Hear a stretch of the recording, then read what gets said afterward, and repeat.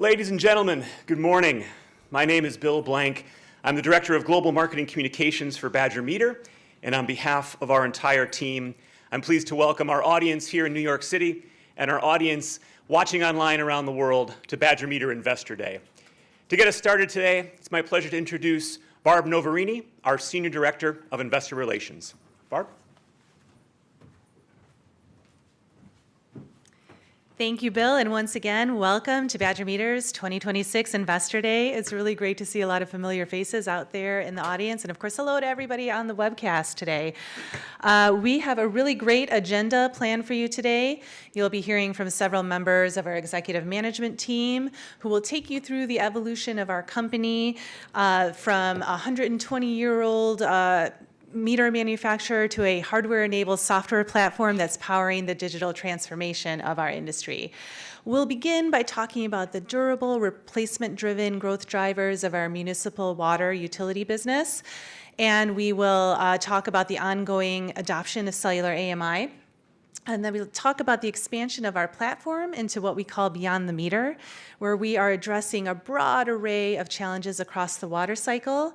And we'll discuss our software strategy, where we'll take data and analytics and emerging capabilities of AI and show you how they are powering customer outcomes.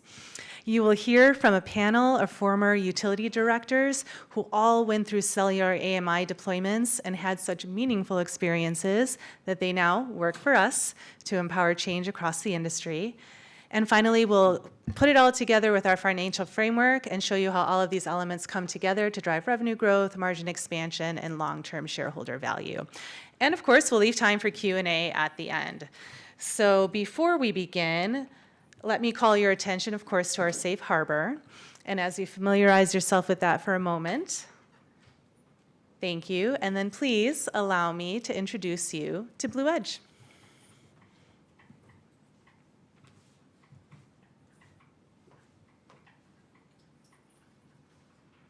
What if every drop of water you manage was also a data point? And what if you could use all that data to your advantage? You'd eliminate uncertainty. You'd have the edge. Welcome to Blue Edge by Badger Meter. Blue Edge connects water management technology, software, and support to deliver the insights you need to gain clarity and take action. Blue Edge is a suite of solutions tailored to your exact needs. Measurement and control for precise monitoring of your entire water system. Connectivity and communication, resilient, secure, and flexible communication to relay data. Insights and action to move from reactive to proactive water management. Collaboration and support, providing water industry expertise, training, and solution delivery every step of the way. Blue Edge goes beyond the meter, transforming water into insights. With Blue Edge, you see what is happening with your water and can proactively manage your system and take action with confidence. So whether you manage water for a single building, large facility, small town, or a major city, you can customize Blue Edge to your exact needs. And it's all from a single, trusted source.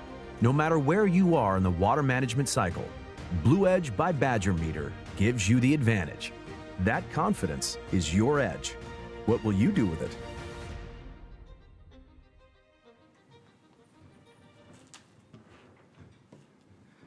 All right, well, good morning. I'm Ken Bockhorst, Chairman, President, and CEO of Badger Meter. Welcome to our Investor Day. First off, at Badger, we have a proud history of 120 years of innovation as a pure-play water company with global reach.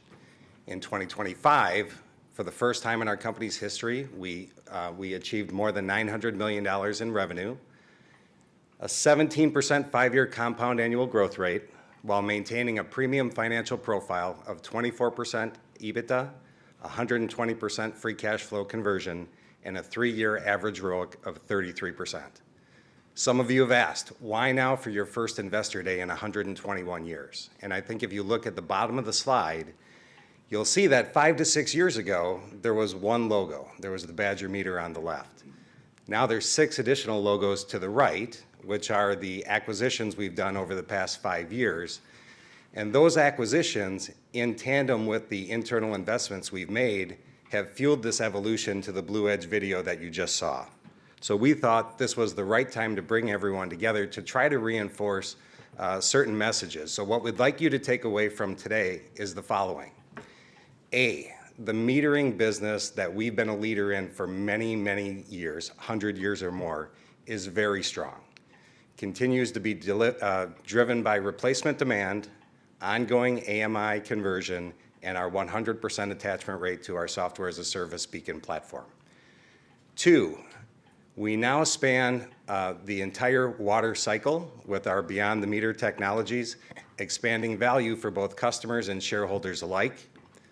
3rd, now leveraging innovation with our strategic portfolio evolution, we've strengthened our competitive offerings within the market in the very attractive end markets that we serve in smart water. And 4th, our disciplined execution, which has already driven strong growth and margin expansion, positions us to win in the early stages of the multi-decade transformation of the digital smart water network. And within that framework, we're positioned to win and continue to grow in high single digits over the next 5-year strategic plan horizon. With me today as part of our leadership team, one of the things that I'm really proud of is the team that was already at Badger before I got there and what we've been able to continue to build since I've arrived. Experienced, proven leadership. If you look at this group of 10 leaders, we have roughly around 10 years of average tenure. And it's a nice mix. We've got 3 of our leaders who've been with us roughly 20 years. You'll hear from 2 of them today. 4 of us that have been there 6 to 10 years, and in Badger Meter terms, that means kind of new employees. We have a long-standing history of long tenure. And then we have 3 leaders that are newer to the business within the last few years that continue to bring new ideas and experiences.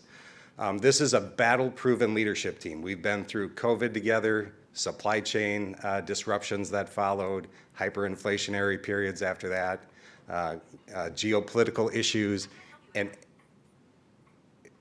who is that? Okay, sorry. And throughout that, we've always come out the other side stronger than we were when we entered into those difficult challenges. So feel great about the team that we have in place and our ability to continue to drive value long into the future. At Badger, we are a values and metrics-based culture. We have really high expectations to get great results, but we also have really high expectations about how we get them.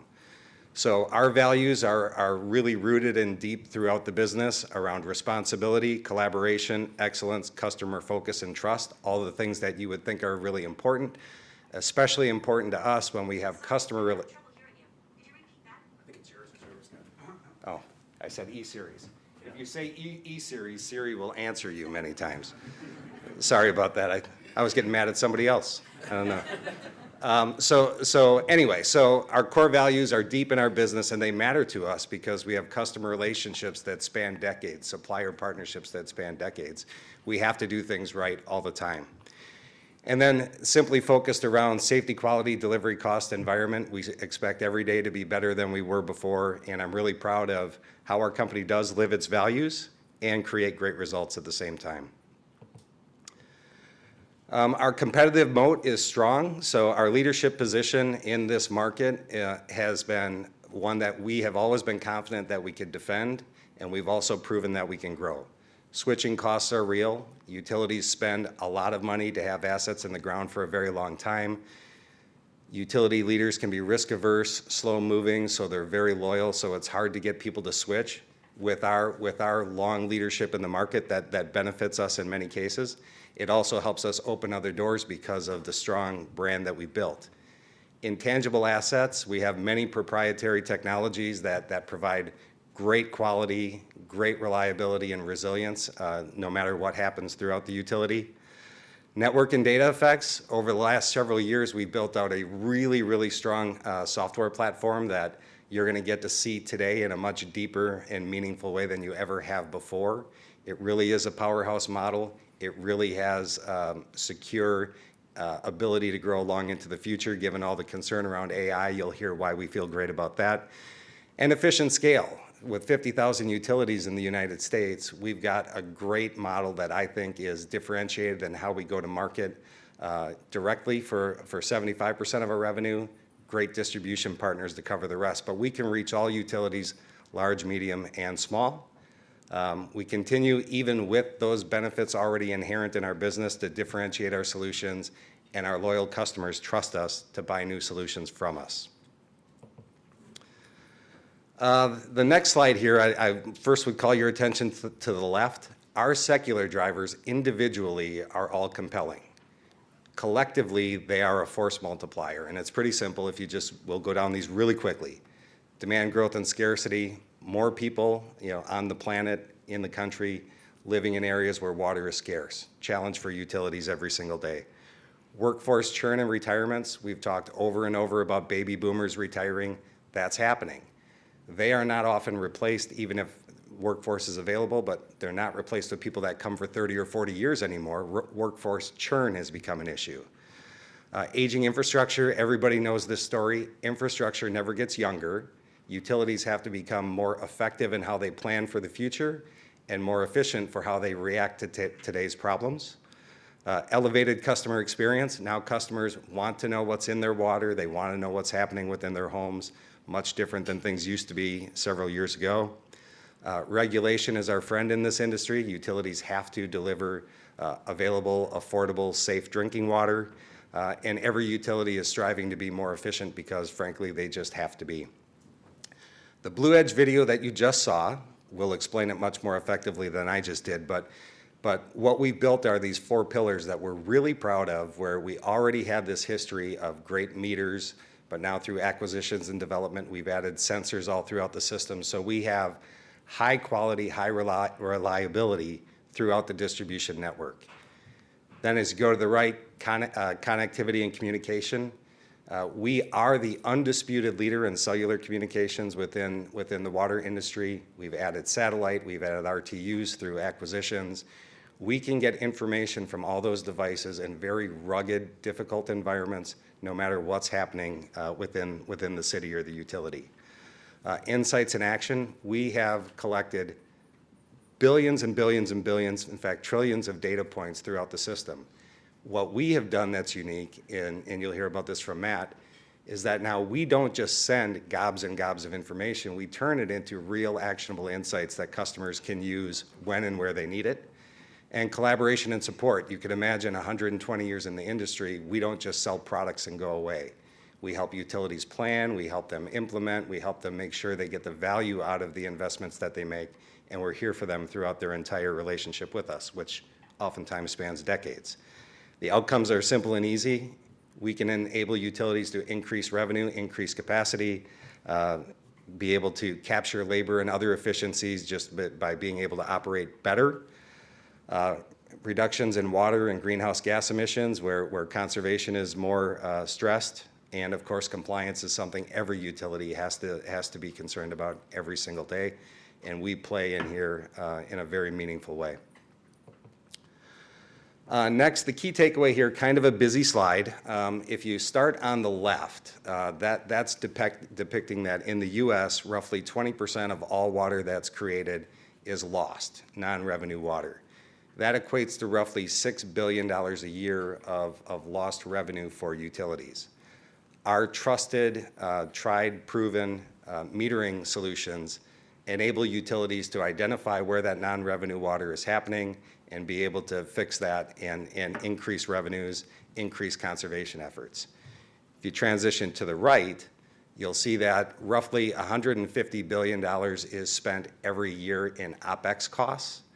Our solutions around software and beyond the meter are designed to enable utilities to reduce their costs there, where 60% of those costs are around labor, energy, and chemicals. And that's where we've designed our platform to help. So it's very simple, lower costs, improved efficiency. If you just think about it on the plain, simple sense, we enable utilities to increase revenue, we enable them to reduce their costs. It's a pretty simple model.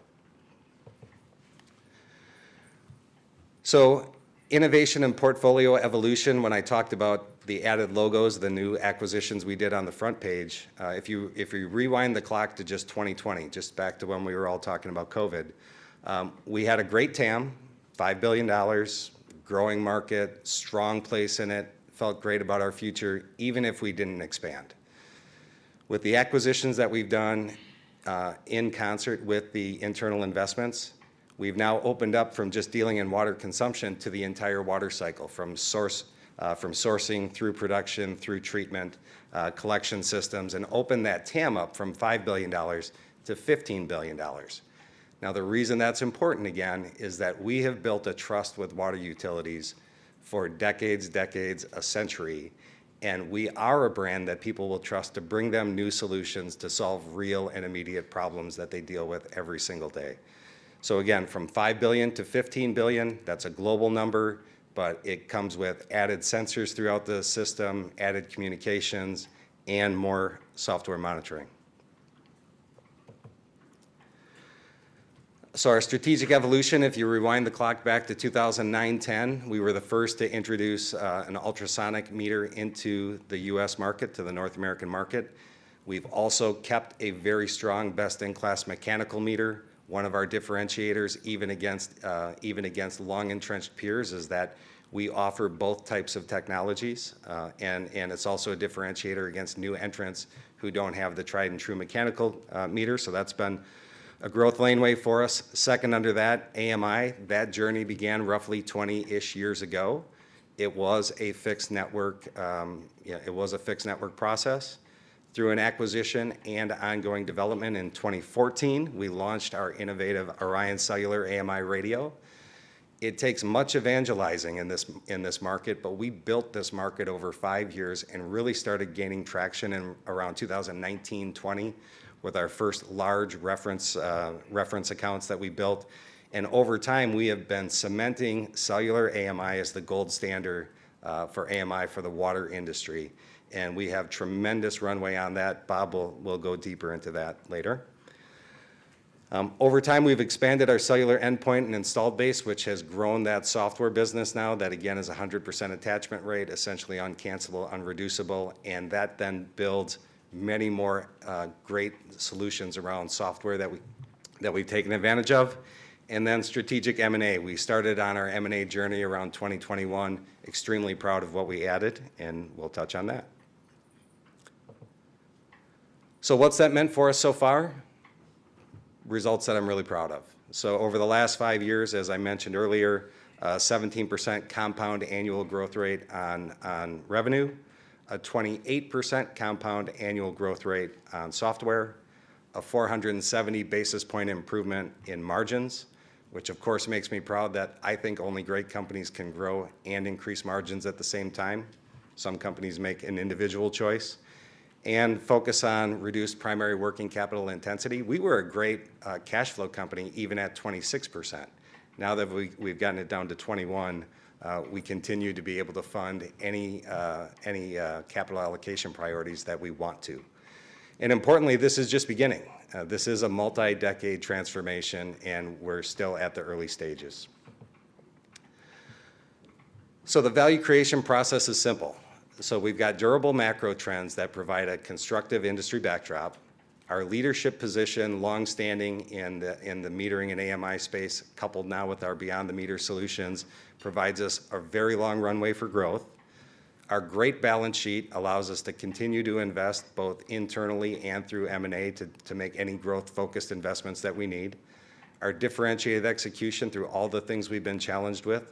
Time and again, we've proven to be the best operator in our space. And we have an exceptional team, which I'm excited you'll get to see more of today. So with that, I'm not going to rehash the key messages. I'm going to turn it over now to Bob. First, we're going to show a customer video to walk me off the stage here, but I will be back later, and we'll go through some Q&A at the end. But thanks again for coming. Looking forward to spending the rest of the morning with you.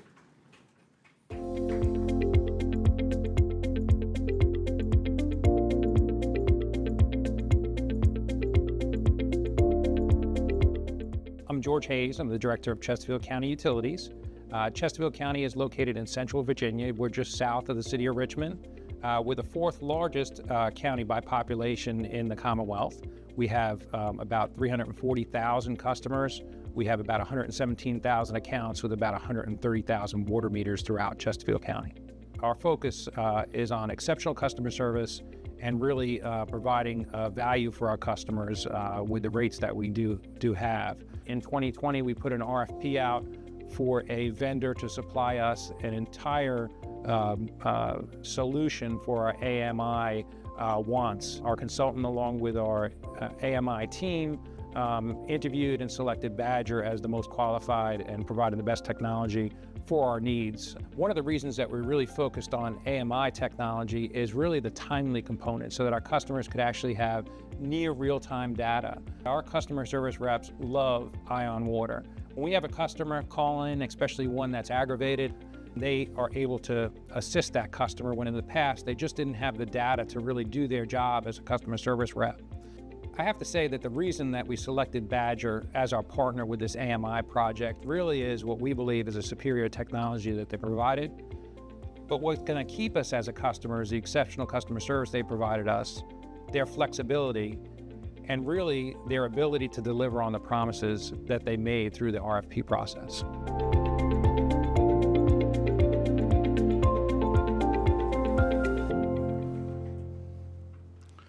I think that video is an exceptional peek into the decision-making process of our customers and really serves as a great jumping-off point into discussing a number of our capabilities in what we call customer water usage. Good morning, everybody. My name is Bob Rockledge, Executive Vice President of North American Municipal Utility. I'm excited to address you today. And in large part, my portion of the discussion is really going to focus on 4 key messages tied exclusively to customer water usage.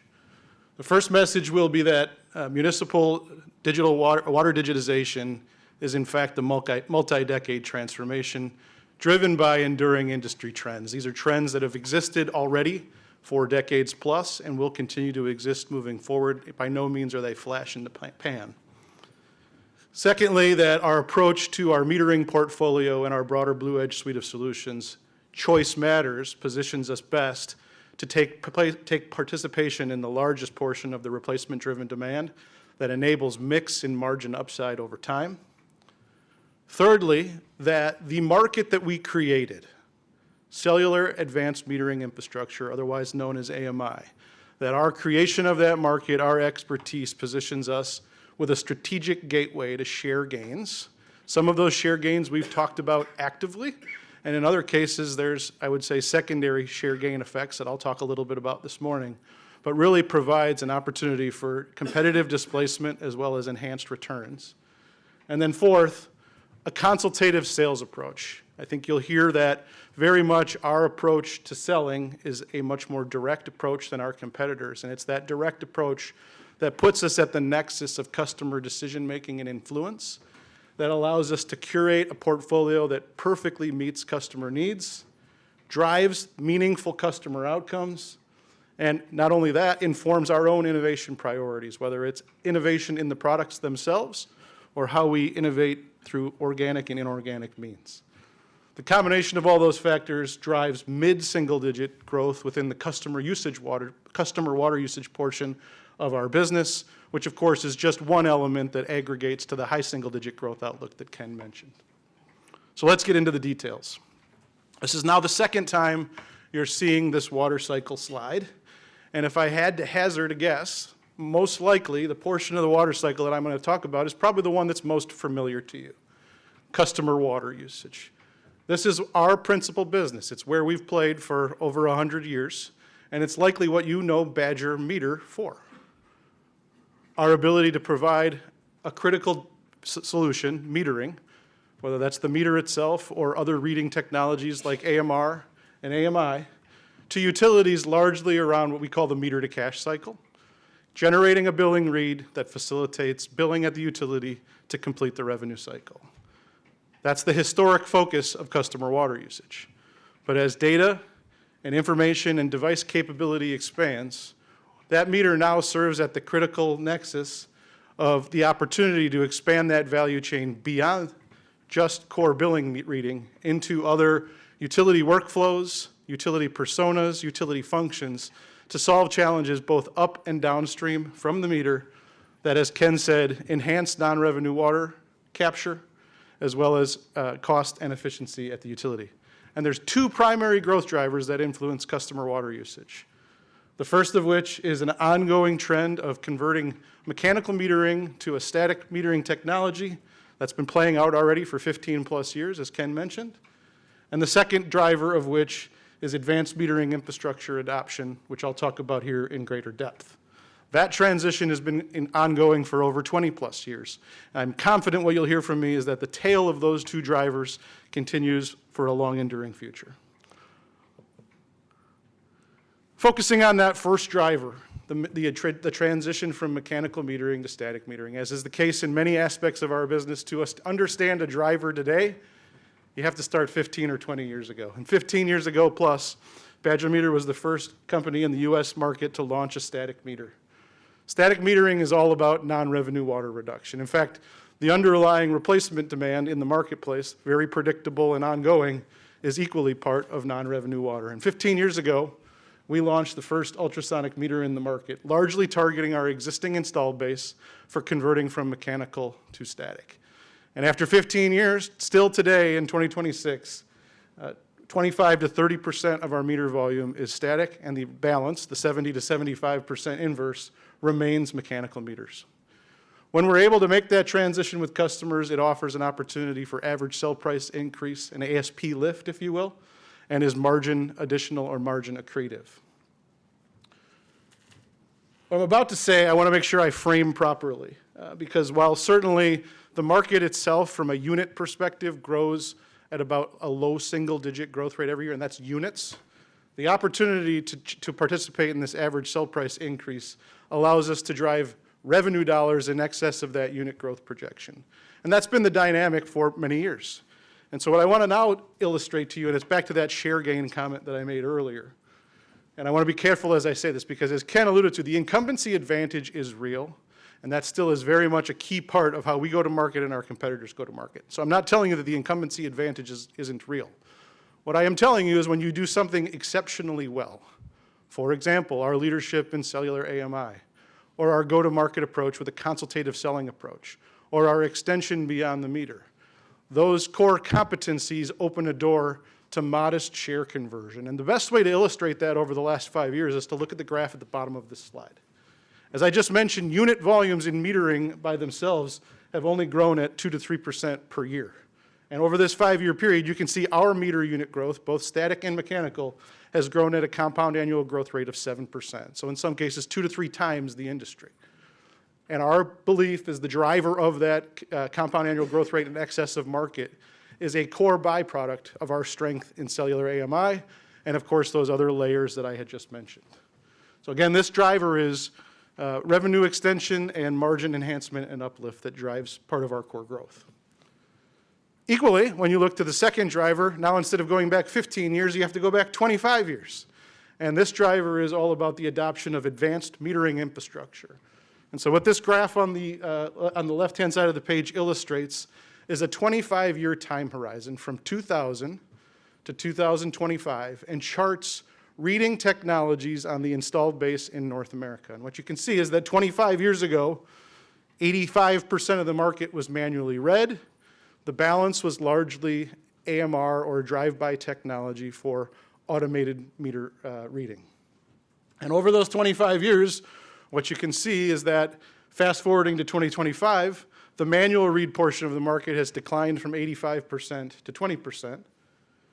The portion of the North America install base that has some form of radio technology on it is 80%, split roughly 50-50 between AMR and AMI. Now I'm going to focus this discussion largely on advanced metering infrastructure, or AMI, and what you can see is that the earliest adoption of AMI started nearly 20 years ago. Took a while to get ramping, but that was largely a fixed network solution, a fixed network installed base. And while we had a fixed network solution, it was not our core competency. But beginning in 2015, as Ken alluded to, is when we doubled down on cellular as an alternate form of technology for AMI.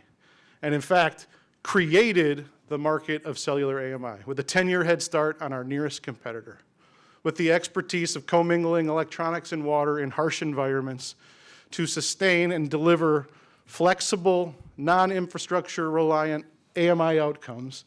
And while it took a number of years for that to take root in the market, you can see the robust growth that it delivered over 2020 to 25. The best part of that robust growth that drove the major portion of the 17% compound annual growth rate that Ken mentioned is just how small it is on that chart. If we can drive that CAGR on that small amount of the dark blue layered as cellular, imagine what happens when we reach into the remaining portion of the installed base. And so the important takeaway from this slide is the opportunity to reach into the remainder of the installed base. It's not just the green portion of the graph in 2025 that's manual read, nor is it just the AMR portion of the light blue portion of this graph. It's really all of those layers, particularly as the earliest adopters of AMI transition to AMI 2.0, which I'll talk about here in a moment. But just note the expertise, the creation of a market, and the clear market leadership in this area is a key driver. Diving in a little bit deeper, the opportunity for conversion is all three of those layers. And as we look at our opportunity funnel, whether that's utilities first engaging with a consultant in 2026, whether that's RFPs that we've participated and been awarded, or RFPs that are pending, all layers of our opportunity funnel, we see cities, towns, municipalities in all three of these buckets. Large, medium, and small, some starting from manual read and going direct to AMI. Some who are going end of life on their AMR technology and are migrating to AMI. And then thirdly, which I think maybe is probably the most surprising aspect for some of you in the room, is that when a utility has already had a fixed network in place, and when they go to their AMI 2.0 solution, they will choose, in many cases, cellular because of the challenges they've lived with for the last 20 plus years. And two great examples, one of which you'll hear about today, are two projects that we talked about in connection with our first quarter earnings: Orlando Utility Commission and Jacksonville Energy Authority. And you'll hear from Orlando later on about their conversion on AMI 2.0 to an alternate solution and a different provider. The key takeaway to this is also at the bottom of this chart in the graph. And you can see that same 5-year period that I just talked to you about, our meter adoption and our meter share gain.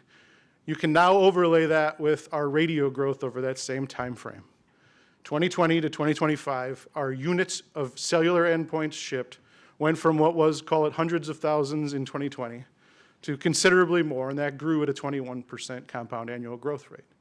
And our thesis and belief is that a success, creating cellular AMI as the industry standard, has had a pull-through effect into our meter volumes, which again doesn't displace the incumbency advantage totally, but certainly allows for share gain in a portion of the market that was largely viewed to be blocked historically. Put those two layers together, and that's a key part of our growth rate. The third piece I want to talk about here is growth drivers and long-enduring macro trends, and all the outcomes that Ken mentioned are all great, but you have to be positioned to participate in them. And I think I've already illustrated to you the hardware, the design, the engineering aspects of our products and why those are viewed favorably by the market. But a very even more critical part of that is our go-to-market strategy. And Ken talked about Blue Edge. One of the 4 pillars of Blue Edge is collaboration and support. And when we say that, yes, we mean training, and yes, we mean post-sales support. But our support and collaboration element begins on day one. And without question, I can tell you that our direct sales approach and our direct sales team, who you'll hear from later today, are very much a core competency of our existence. We have the best sales team in the industry, comprised of industry experts, comprised of former utility operators, comprised of teams and members who are able to sell what a network longevity commitment looks like, and how cellular works and how software works. And when you put those things together with the proximity that we have to our customers in largely a direct model, it pays dividends in many ways. It pays in the form of win rates. It pays in the form of competitive conversions. It pays in informing our innovation and M&A strategies. And most importantly, it pays in the sense that we've been able to walk up a continuum of supply relationship where maybe historically we were on the preferred supplier or solutions provider level, and we've now walked comprehensively to the strategic partner level, which not only aids us in capturing share within customer water usage, but positions us to influence and accelerate growth in the beyond the meter technologies. I'm now going to change gears completely and move away from growth drivers and talk really about 2 topics that I think are just important to address as we meet here today. Those 2 topics are funding And you'll hear more from the customer panel here shortly. And then project pacing and unevenness in our business. And so remember, this is a discussion of sort of demystifying maybe things that aren't widely understood. The first slide I'll talk about is funding. And while the graphic on the left is not intended to be market-sized or complete market opportunity, this is a subset of 700 to 800 of the largest water and wastewater municipality capital expenditure plans or capital improvement plans on record. And what it does is it tries to look across those 800 utilities and define where have they said and indicated they're going to spend CapEx in the next 10 years. And what you can see is that CapEx spend is largely dominated by categories of spend including pipes, pumps, plants. The 3 Ps as we would call them. And that spend dwarfs many other categories including metering. Now the intent of this slide is not to tell you that metering isn't important. Of course it is. But what it is to illustrate to you where utilities spend their CapEx monies and where, in turn, federal funding programs and stimulus has been allocated from a priority standpoint. And so when I say government funding and stimulus, I'm largely addressing state revolving funds, which are the conduits for IIJA and or ARPA monies. And if you analyze, as many market research firms have, where those dollars have largely gone, not surprisingly, they overlay almost perfectly with the priority of investment of utilities largely being allocated to pipes, plants, and pumps. And very little, if any, has gone to the lower, smaller categories like metering. That's not to tell you that metering is not an attractive market. What it is intended to illustrate to you is that our success from 2020 to 2025 is more about market leadership and share gain than it is about any sort of funding windfall. And in reality, our projects and the types of projects that we work on, AMI projects and metering projects, are largely driven by asset life, length of service, the desire to capture and attack non-revenue water, the desire to improve the customer experience and achieve labor efficiency and OpEx. And as a result of that, the funding mechanisms used to drive those projects, which are revenue generating, less capital intensive, is a much wider variety of funding categories than just infrastructure money or stimulus. In fact, it runs the gamut of rate base, municipal bonds, revenue bonds, WIFIA loans, enterprise funds, a myriad of funding sources that are available in any type of operating dynamic or economy. The second ad hoc topic I want to address is project pacing and order rate unevenness. And what you see on the slide here is our best attempt at trying to illustrate what the average utility procurement process looks like. And there's 50,000 utilities of varying scopes and sizes, so it's absolutely difficult to try to capture the average experience in one. But what I will tell you is probably one of the most misunderstood dynamics in our industry is what an advanced metering infrastructure project is comprised of. In many cases, an AMI project for a water utility director or utility decision maker is potentially a once-in-a-lifetime, once-in-a-career opportunity, an opportunity for business transformation, not only in revenue generation, but in the form of business transformation that spans multiple areas beyond metering and beyond billing, including the full suite of operations, personas, and workflows that encompass a utility. And for that reason, it operates very much like an ERP project for a manufacturing business. A project that would never be planned for, executed, multivariable considerations would never be rushed. It's something that takes purposeful planning from the engagement of a consultant on the front end, definition of specs, solicitation of a procurement process under government bidding exercise, short list presentations, contract negotiations, including service level agreements, SLA commitments that span a 15-year life cycle. The point of raising all these points is not to bore you to death. It's instead to give you an idea that this is a complex beast. And project timing, inevitably, while we can do our best as an OEM to sort of control those dynamics, we're not always in the position to be able to do that. And these projects, depending upon their scope and complexity, can span 1 year in the making to 5 years on the far end. Another dynamic that I want to mention that we've somewhat talked about in the aggregate is this concept of turnkey project versus supply only. And so if you look at the slide, the graphic on the left, which is 9 representative projects, this is a representative project cohort that we included in our first quarter disclosures, forward-looking.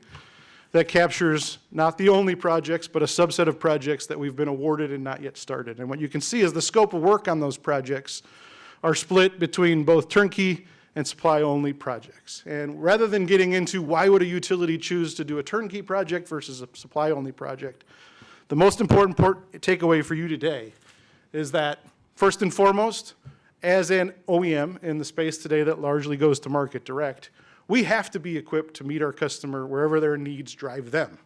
And so if they choose to just solely engage us on a supply-only basis where we provide meters, endpoints, and software, we're willing to do that. But should that utility choose to engage our expertise in project management, in construction project deployment, in coordination with outside installers and third parties, we need to be able to do that as well. Because in the absence of doing that, we'd be limiting our opportunity to participate in those two drivers that I talked about. And so the key takeaway here should be, we can have a project of 100,000 connections that when it's supply only, produces a certain amount of revenue.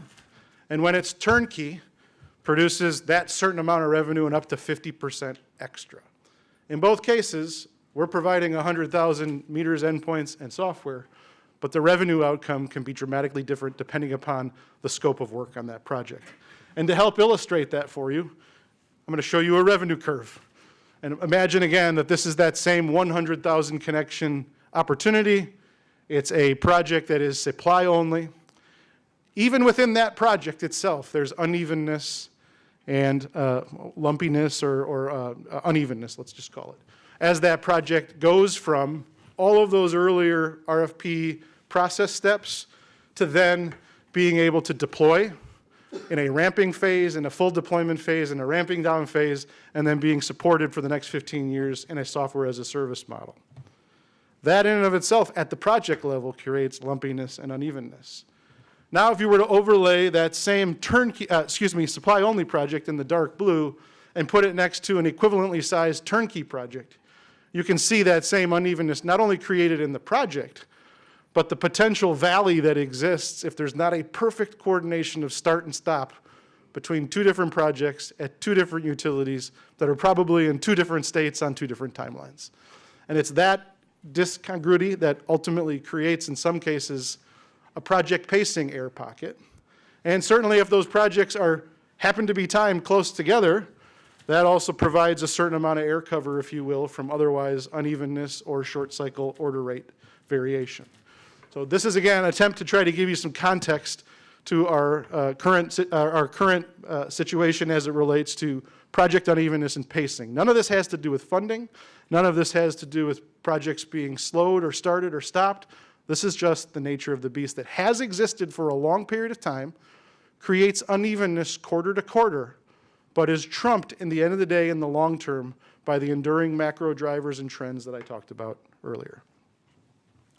So now to put a bow on it and a wrapper, hopefully you understand now that our municipal water digitization is a multi-decade transformation. It's been playing out for decades to date, and it will continue as we move forward, both because the amount of conversion from mechanical metering to static metering runway is long, and our opportunity to drive cellular AMI across the installed base has three multiple layers of dimension to it. Our Choice Matters approach positions us best to participate in the largest portion of that underlying replacement demand, enabling mix and margin enhancement. Clearly, our cellular AMI leadership positions us to take share in AMI, as I described, to drive meter unit volumes above market level growth of low single digits. And finally, that consultative sales approach, which I know you will see in spades in a short while here with our customer panel, is a differentiator that provides an underpinning level of mid-single digit growth within customer water usage. I'm now going to turn the presentation to Kim Stahl, and we're going to expand into the water cycle beyond customer water usage into beyond the meter. But first, let's listen to a customer set that up for us. Thank you very much.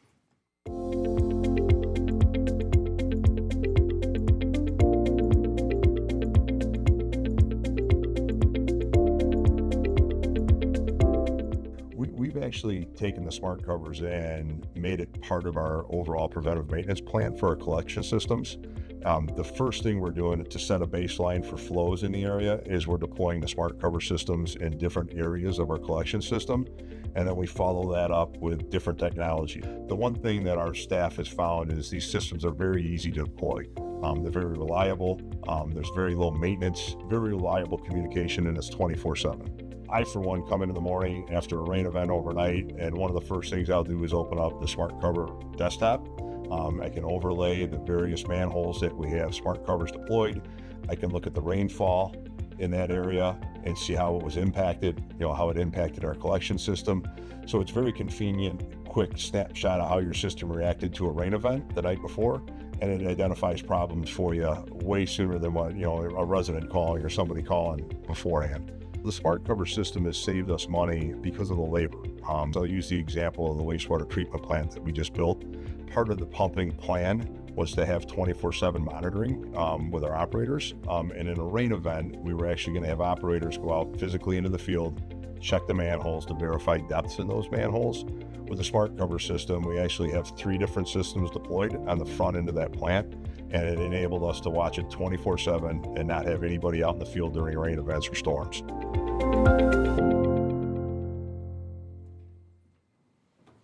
Well, good morning.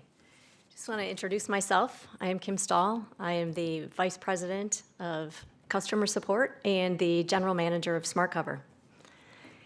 Before we begin today and get into the details, there's 5 key messages that I'd like to make sure that you leave with today. Beyond the Meter unlocks a large early-stage opportunity with multi-decade upside. All utilities have critical measurement needs and desired outcomes.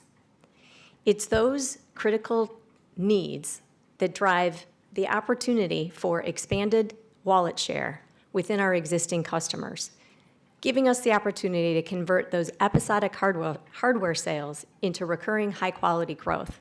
And it opens the door to new customer acquisitions, both domestically and from an international expansion perspective.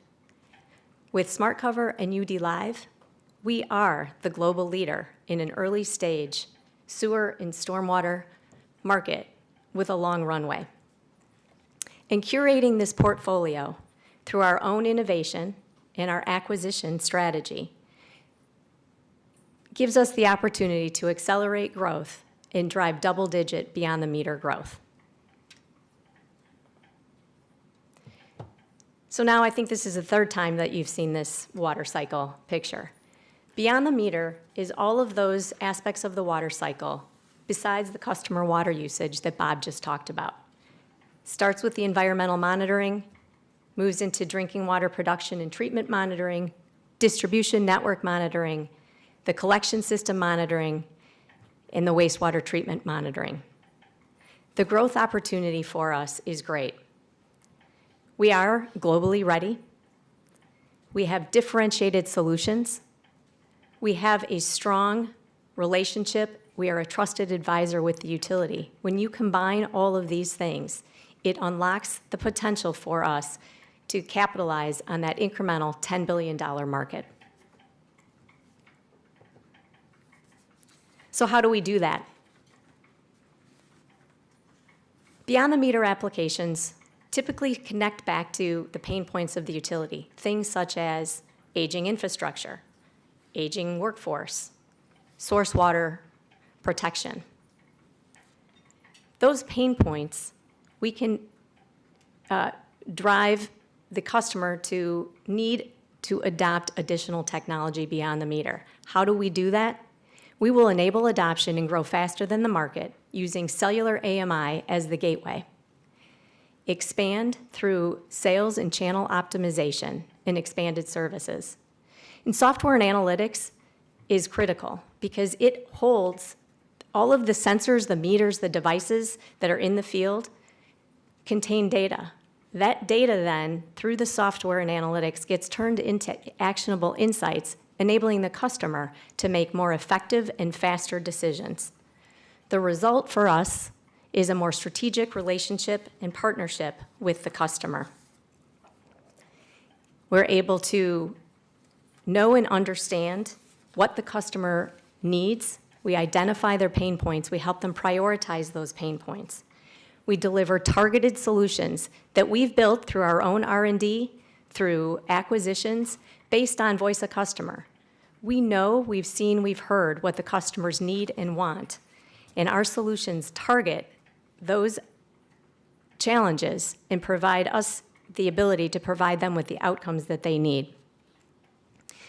All of those targeted solutions then help support the utility to make faster and more efficient decisions. That then, in turn, enables faster adoption across additional use cases throughout the utility, enabling us to grow faster than the market.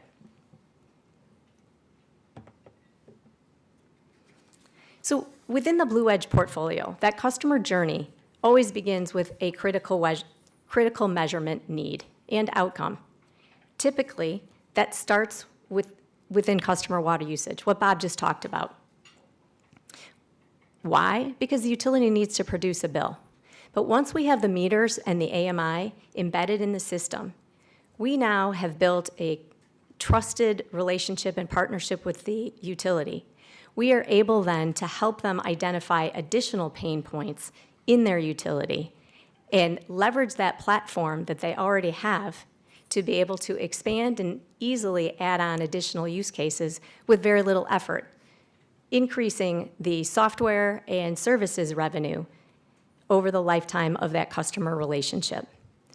And while that journey typically will start with customer water usage, it doesn't have to. The flexibility of Blue Edge and the versatility of Blue Edge gives us the ability to meet the customer regardless and wherever their pain points are that they have prioritized, whether that be at the source, whether that be in the distribution network, or within the wastewater treatment plant. What I'd like to do now is turn the session over to Matt Stivenberg. He is going to walk you through some critical use cases to help you understand what beyond the meter applications address and the value that they deliver to our customers.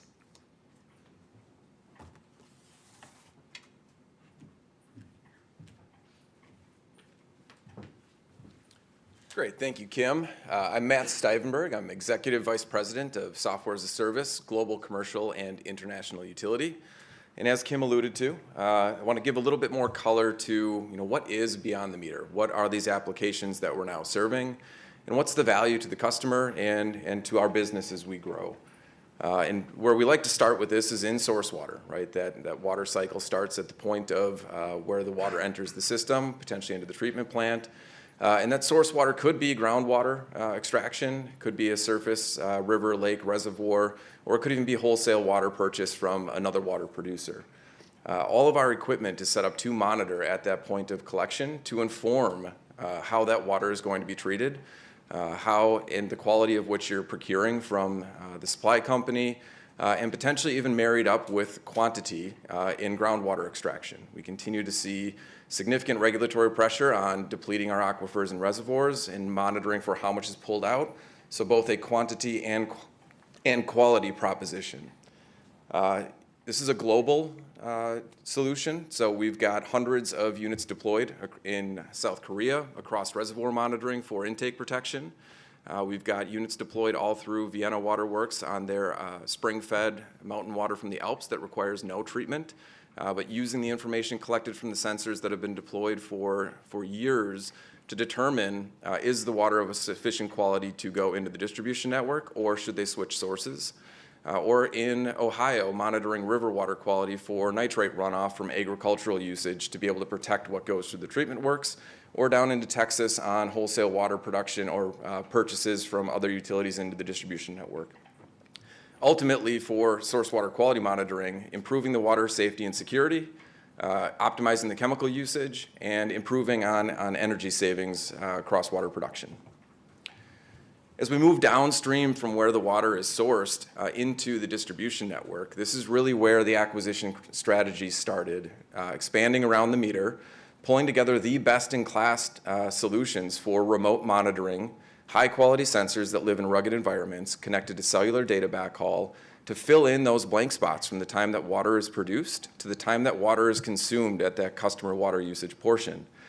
And not only is that a amalgamation of all the different acquired brands, but they're fully integrated into one sales team to represent all of these solutions so that we can seamlessly transition from that AMI program into moving upstream and leveraging that meter data.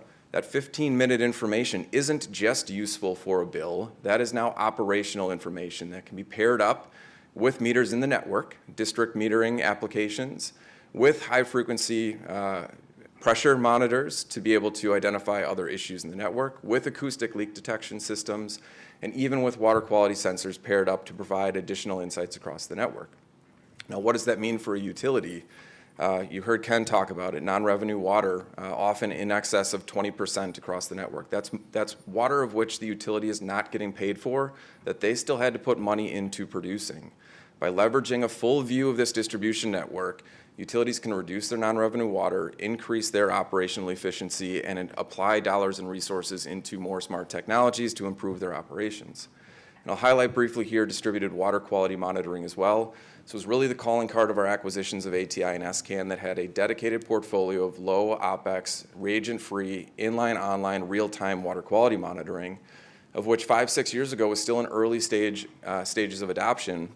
We're starting to see now that value proposition come to life with thousands of units deployed across Spain, with now U.S. utilities who aren't regulated to have to deploy real-time monitoring, choosing, based on an ROI, to deploy the equipment. The pain points of going out and collecting water quality samples at possibly the furthest points of your distribution network, having to bring those back to a lab and then wait multiple days to get your results, creates a significant lag in responding to issues, a significant cost and risk, and of all of your people having to go out in the field to collect these samples.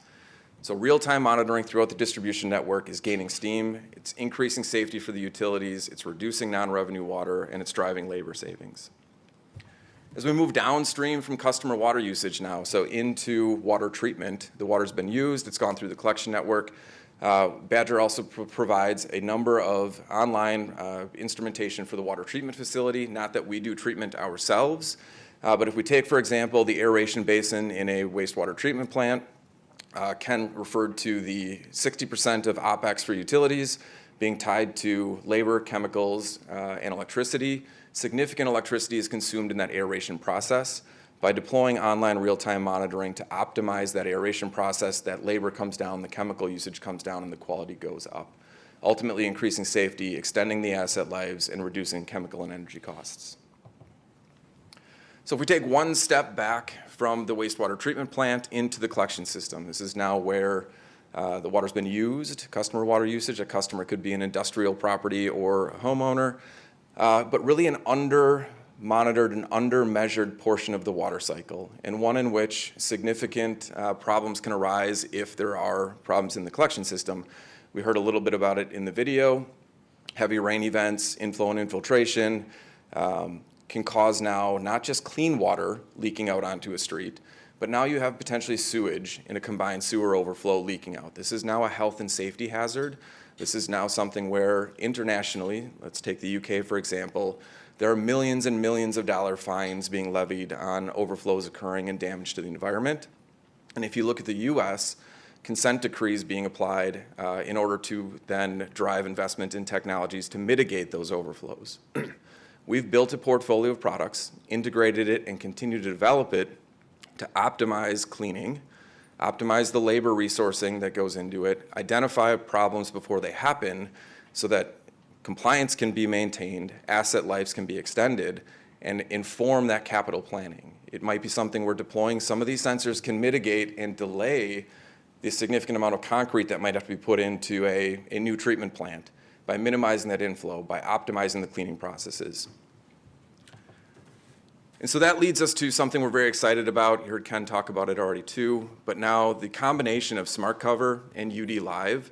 So 16 months ago, the acquisition of SmartCover, the leader in the US for sewer line monitoring, and now UD Live, the leader in sewer line monitoring in the UK. Both the leading markets for sewer line monitoring, and both the technology leaders, of which together we can pull a significant portfolio and really be the global leader in sewer line monitoring, something that is in the early stages of growth, that we believe there's a very long runway and significant investment interest in. Now, when we look at the UK, AMP8 spending being record spending across the board, with more than hundreds of millions of dollars being allocated into sewer line monitoring and long-tenured, long-term framework contracts, of which UD Live is in the driver's seat for. We've already had a significant relationship in the UK across our ATI and SCAN brands and Syrinix brands. This now provides us a bigger foothold internationally and a launching point for more international expansion. From a technology perspective, SmartCover being satellite in nature and ultrasonic for the level sensing, UD Live being radar-based and cellular and data backhaul, we have an opportunity to provide a best-in-class Choice Matters portfolio for how the customer wants to deploy, in what unit volumes, at what critical infrastructure for continuous data backhaul and management, and expands our laneways for growth and the problems of which we can solve for our customers. So from this point, I'm going to turn it back over to Kim to provide a little bit more insight on how this materializes into our financial profile.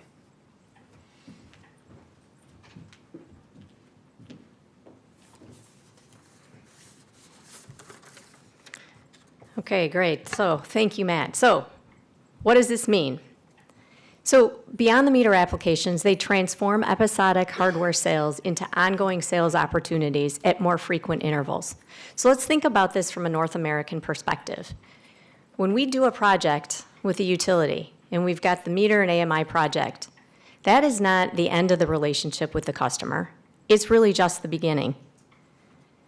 Once we've got our meters, Badger Meter, Orion Cellular, and Beacon embedded in the utility, we have privileged access to the data, to the customer's challenges, their workflows, and their decision makers.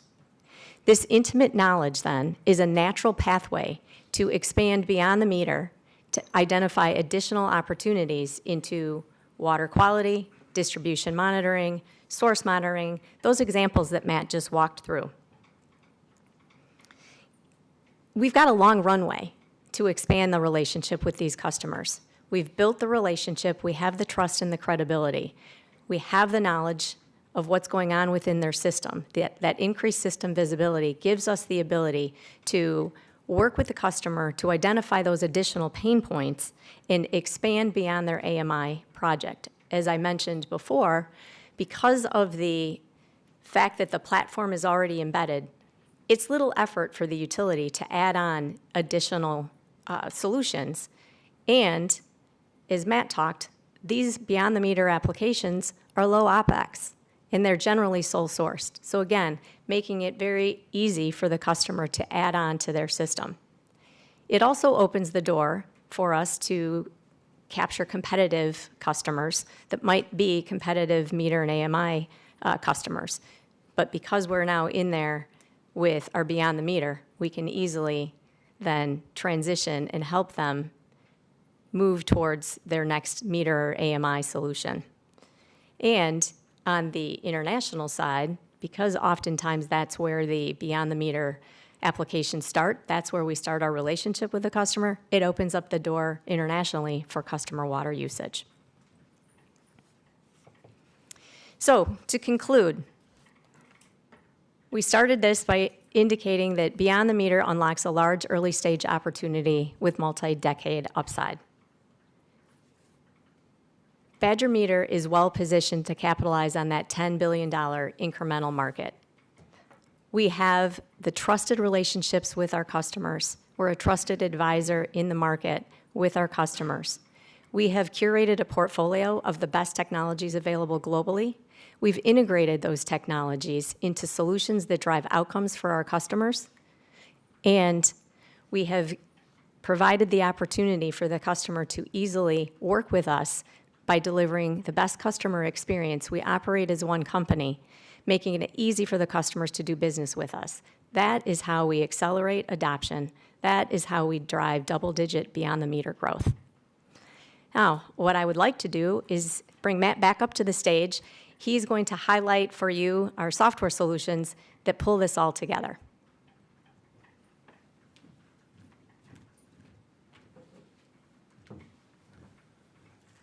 Great. Thank you again, Kim. So as Kim alluded to, we'll now walk through a little bit of the software as a service. platforms that Badger Meter's developed and the offering that we've got for our customers.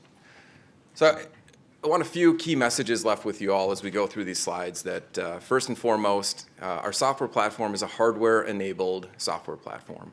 This is not pure play software. This is something that is attached to every device that we sell. And by doing so, we convert that installed base into a compounding annuity model. So all of those meter sales that Bob talked about, each one coming with a connection rate of data backhaul and software as a service to each meter and radio that gets put in the ground. And that one network, a product that we'll talk about in more detail, unifies the data and accelerates adoption of the beyond the meter solutions that we just walked through in the previous section, bringing together all the data from all the distributed sensors into a unified pane of glass. And that Badger Meter owns critical utility workflows. These are not things that utilities necessarily just want to do. They're things utilities have to do. And our products, services, and software are embedded into each one of those workflows. The hardware-enabled software nature of our business deepens the competitive moats, especially in an era of which we're now hearing AI having the potential to disrupt all the different software as a service models. And by embedding and developing our own analytics layer and AI within our platforms, we defend against pure play AI software competitors as well. By leveraging all of these points, we're able to drive double-digit growth across a very long-term horizon yet for our software platform. So how this materializes financially, if we were to go back and we reviewed already the stack bar of when we launched cellular AMI, and that cellular AMI came with, again, the component of data backhaul and software layer presentation into a service unit fee, of which if we went back 10 years, that number would be roughly zero from a revenue perspective. So this has been a very fast-growing portion of our business. That today we're collecting roughly $75 million worth of software as a service revenue, and have confidence over what Bob just talked about on customer water usage, that a significant driver getting us to $150 million in 5 years will be on the growth of continued smart metering and AMI sales, with then a stack bar of the beyond the meter solutions that come with a higher dollar per unit attachment rate. But again, looking at the length of time, slow-moving, risk-averse industry, took many years to get to the build around AMI, stacking up to $75 million. We're in the early stages on the beyond the meter stack bar as well. But by continuing to bring those forward-looking solutions to our customers, we build an enduring software as a service model with better customer outcomes and increased customer stickiness. When we think about what the customer is operating with day over day, it's the software layer, right? Ideally, we put that meter in the ground, we put that sensor in the ground, and you aren't touching it for 5, 10, 15 years. But what you are interfacing with is that software layer. What you are interfacing with are the outcomes that that software generates for you on a daily basis based on a platform and a system level, not on an individual piece of software or hardware. So touching on the idea of mission-critical applications here, we've already hit on it that metering is the cash register for the utility. Collecting metering information is a requirement. It's how the utility gets paid for the water of which they're producing, distributing, and the customers are using. And that's really where our solution grew out of. But we've developed an integrated set of software solutions, custom tailored to the workflows that utilities need to do. And that expands to customer engagement and conservation, into field services, and into network operations. And these all come from Badger, self-developed. These are not things of which we partner with or bring in separately. These are our own software development teams, and these are insights and product features that get informed from that close, direct to the customer sales model so that we can hear the pain points that the customers are dealing with daily and inform our software development process to make sure that those features, functions, and products get developed.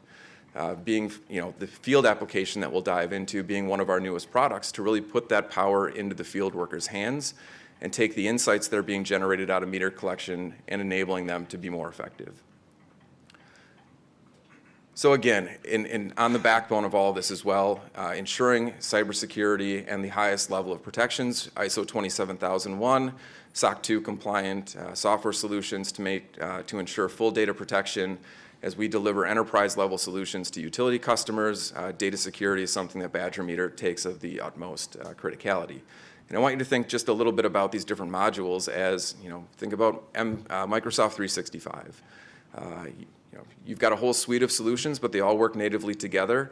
Similarly here, if you want to go in and do a PowerPoint, you can put a spreadsheet into a PowerPoint presentation, but if you want to do some high-powered financial modeling, you're going to do it in Excel. Similarly here, we've got custom-tailored user interfaces for the actual job that you're looking to accomplish, whether that be the customer service representative, the customer care support, field service application person, or the homeowner. Ultimately, by creating this platform that doesn't require interfaces, doesn't require other services, we decrease the reliance on system integrators. We have full native device management. This understands all of the way our devices function, something of which a separate software layer sitting on top of wouldn't be able to do. So if you think about firmware updates and all the different pieces of information of device health that are getting passed up from our sensors, our system understands that better than anyone else's.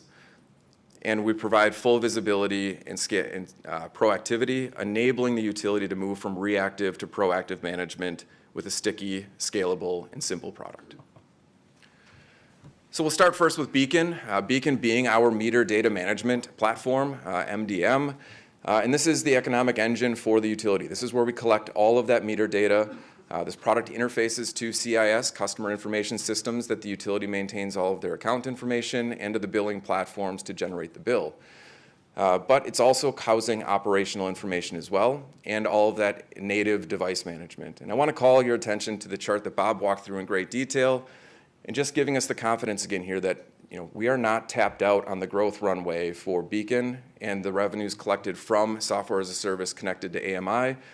Still very early growth stages for that, and a lot of capture left as we continue to deliver the value that customers are asking for from AMI through our software as a service platform.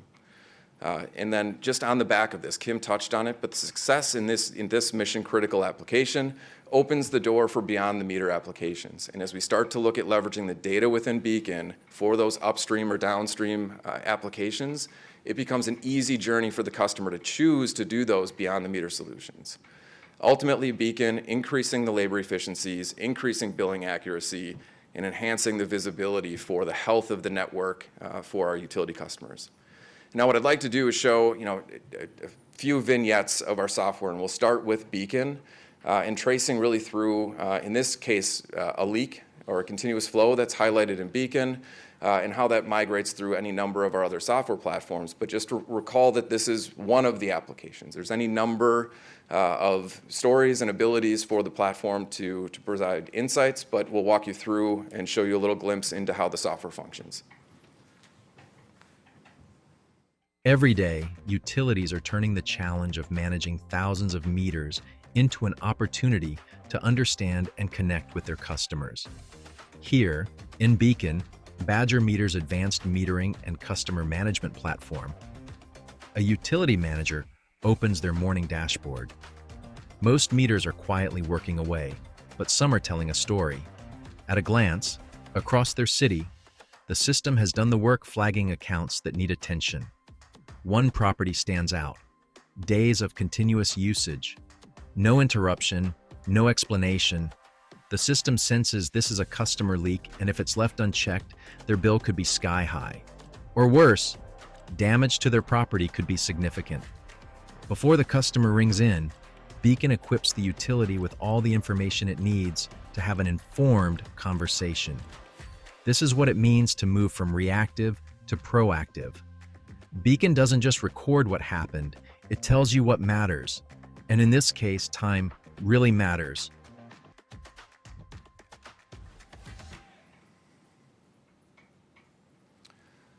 So now when you think about all of the data that Beacon is collecting across millions of metering points, 15-minute data, pressure, temperature, empty pipe alarms, freeze alerts, consumption use, everything.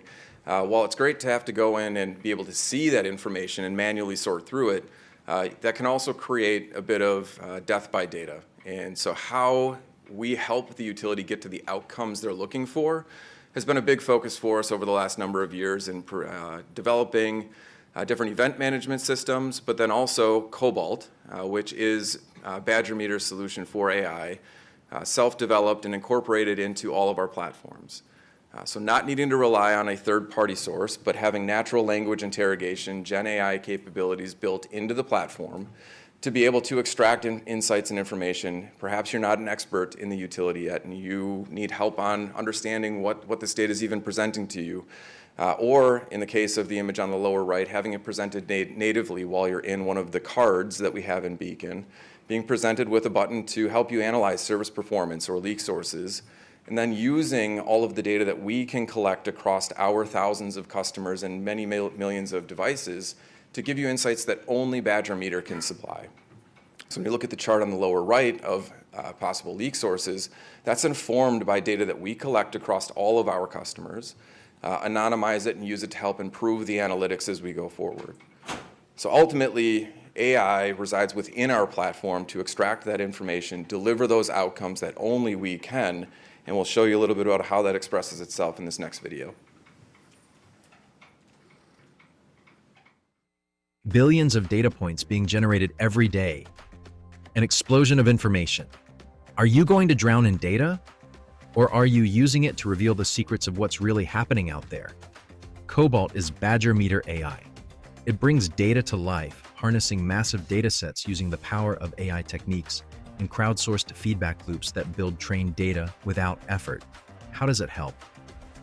Cobalt can predict where your leak is occurring, even support you with advice on how to fix it. Cobalt can tell if a pump might be malfunctioning or if a sewer line might be blocking. The opportunity to deliver useful information just went exponential. Cobalt is the intelligence that ties everything together, grows with your data, and unlocks the real benefits of connected measurements, bringing a predictive future into the hands of utilities and their consumers.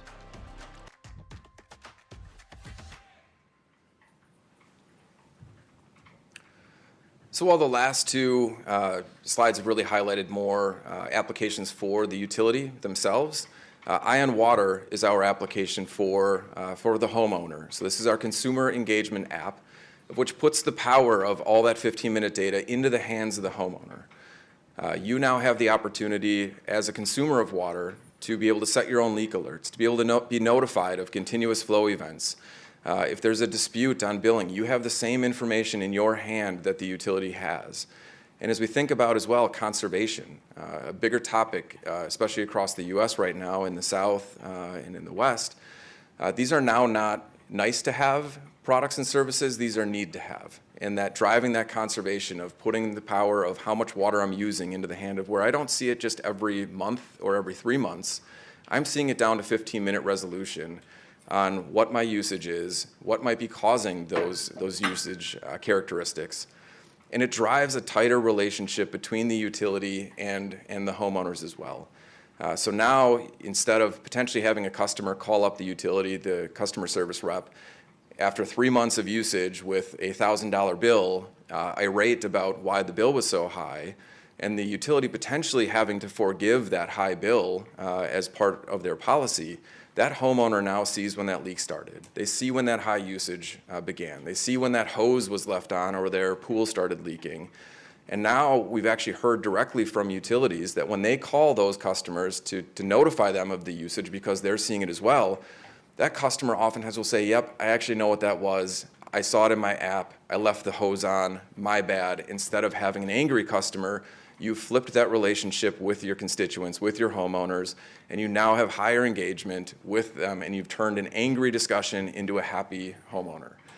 So with that, we'll go through a brief video here, but really driving improved customer service and satisfaction, eliminating those write-offs, and driving conservation. So let's see how this expresses itself in the video. So let's look at this same leak from another perspective. Not only does the utility know there is a service leak, but the customer is notified immediately too. EyeOnWater, Badger Meter's consumer engagement application, sends an alert straight to the consumer's phone. There's a spike in usage or continuous flow event.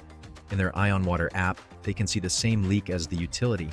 They can also see their usage, trends, comparisons, estimated savings, service interruptions, all in one place. The same picture their utility already has. So if they call, both sides are working from the same truth. EyeOnWater doesn't just notify customers, it transforms the relationship between a utility and its community, bringing visibility to previously unseen issues. And most importantly, It empowers consumers with information so they can conserve our planet's most precious resource.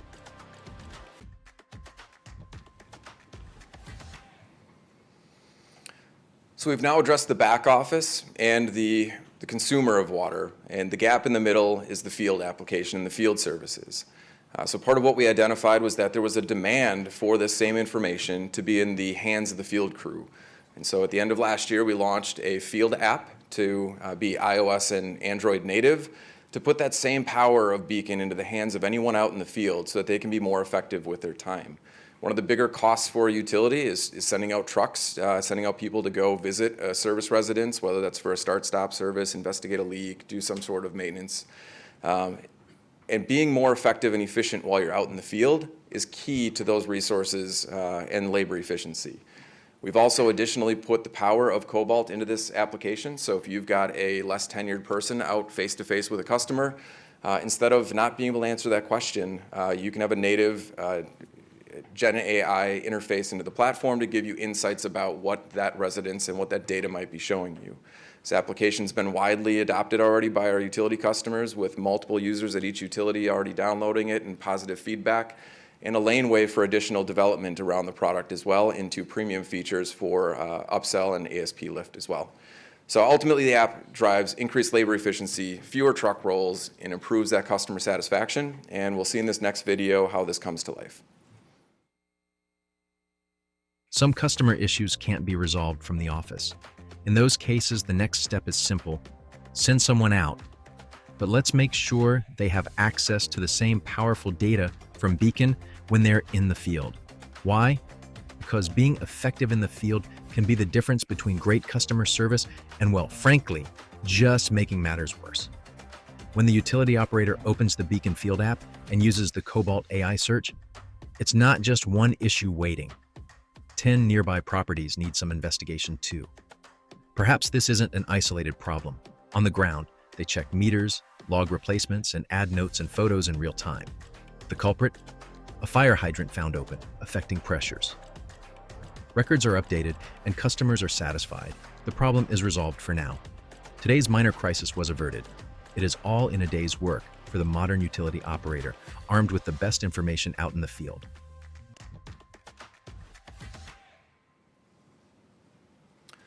So I hope you can start to see that when you choose AMI from Badger Meter, this isn't just about a billing meter platform. This isn't just about getting your reads back. This is how the utility operates. This is how that data can be useful to any number of people within the utility. And this is why our customers have chosen us resoundingly, and why we're gaining that market share that Bob alluded to. Now, shifting a little bit from purely that customer water usage portion into One Network. This is a new product being offered by Badger Meter.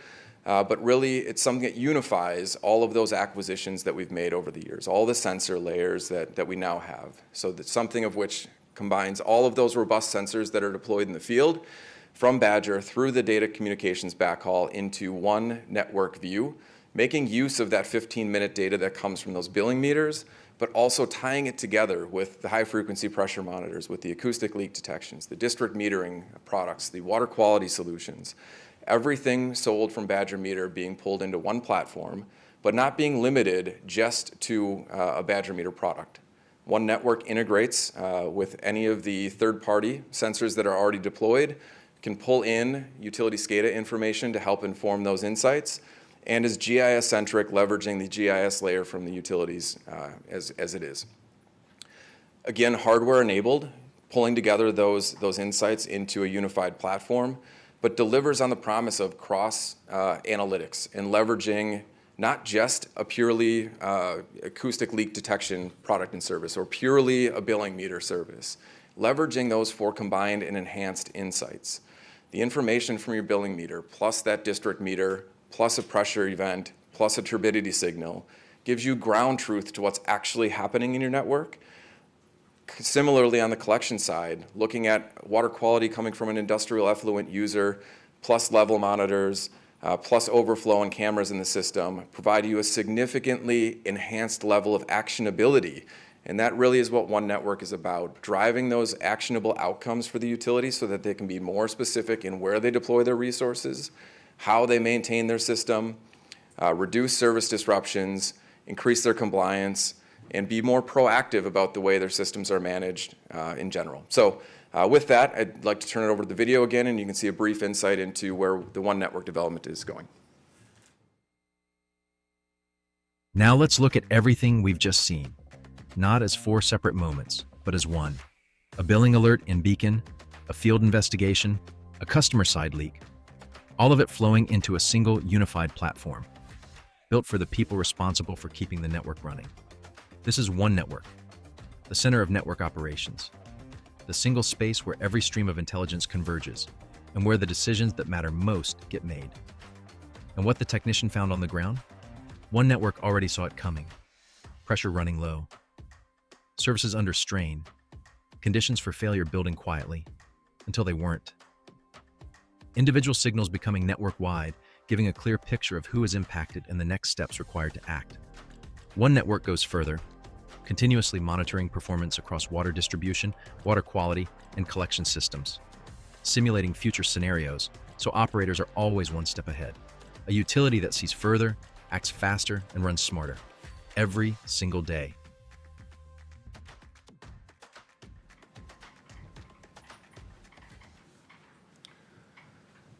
So I hope it's starting to come together here that this is a whole platform developed, delivered, custom tailored by Badger Meter for our utility customers with their outcomes in mind. And by developing software in that manner, we've created a competitive moat around our solutions. And the first pillar of that moat is really around switching costs. That hardware-enabled, physical bound layer of what we deliver provides a competitive moat to switching and the inability to just simply throw another software layer on top. There's a service unit fee that includes data backhaul. There's the reliability and robustness of the sensor generating the information, and then the analytics layer that we include as part of that whole ecosystem. The network and data effects and the intelligence that compounds from within the system, the information that we collect that can help improve those analytics year over year to provide better outcomes for the customer. That's information that resides from our own hardware. That's information that we collect from millions of end users, giving us labeled data around what's happened within the network or at their homes. And that helps enhance and continue to drive our competitive advantage long term. Intangible assets and the way we're embedded into the workflows. These are, again, mission-critical workflows. These aren't nice-to-dos. These are have-to-dos for the utility. And our products and services are tightly integrated into all of those workflows. And we develop all of our software ourselves. We leverage that close relationship. We leverage the quality of our direct sales team to have that tight relationship with what's the next problem that your utility needs to solve. How can we help you do that? How can we help expand into that next laneway and leverage that trusted relationship and that 100% attachment rate of our software to each product that we sell helps continue to drive that confidence forward. So in summary, our hardware-enabled software model converts our install base into a compounding annuity. One Network unifies the data across all the beyond-the-meter solutions and enables us to continue to expand and grow double-digit in those beyond-the-meter solutions. We own the mission-critical utility workflows. We're embedded with the utility. We understand the problems and will continue to develop solutions to solve them.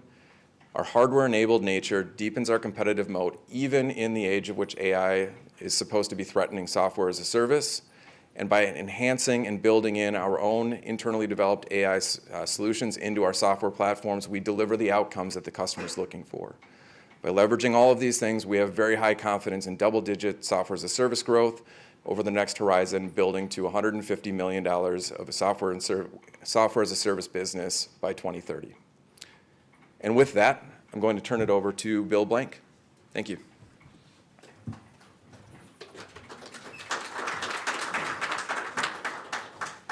Thank you, Matt. All right, everyone, we're going to take a short break right now before we start our second half of the day. So to our audience online, it's 10 o'clock in New York City right now. We'll be back at 10:15, 15 minutes from now. And to our audience here in the room, please do stretch your legs. Our beverages are still available. The restrooms are by the elevators where you came to the 5th floor today. And we'll see you back in 15 minutes. All right, ladies and gentlemen, welcome back from break. We're going to move into our second half right now, and we're going to continue to dive a bit deeper into that reality of what our customers go through on a daily basis. First, with a video from Galveston, Texas, one of our most advanced Blue Edge customers who has deployed so much of the technology you've seen across their system. Roll it.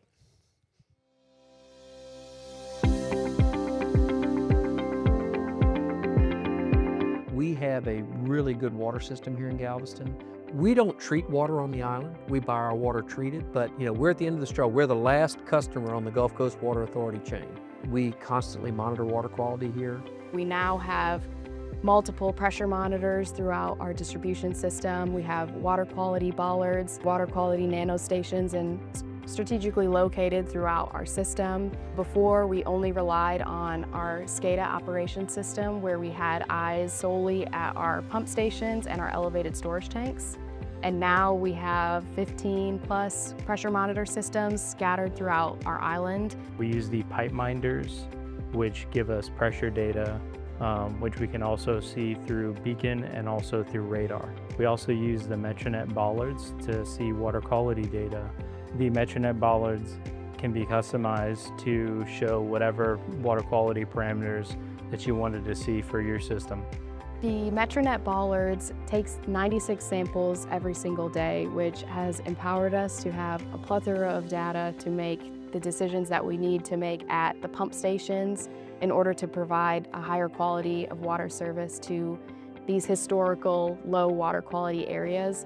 And the goal with these is to have a proactive approach. With the Blue Edge technology, when we get calls from residents that are concerning the quality of water, for example, in their area, my water tastes a little funny, my water might be cloudy, we can actually use the device and immediately see if we have an issue with turbidity or if there's an issue with the chemicals. And it used to be we would have to hop in a truck, go out there, take a sample, dip your stick and wait a couple of minutes, but now it's instant, it's right there in front of you. You're able to make those adjustments as needed and resolve the problem much more efficiently. I have loved all of the data that we have been able to receive from all of the water quality devices and the pressure monitoring devices. Looking at the system as a whole, I'm able to have a much better understanding on what our customers are seeing versus only with our SCADA. Next for Galveston, we are going to continue installing water quality devices throughout our system. We are also expanding to the wastewater side, installing devices at some of our wastewater treatment plants, as well as our sanitary lift stations.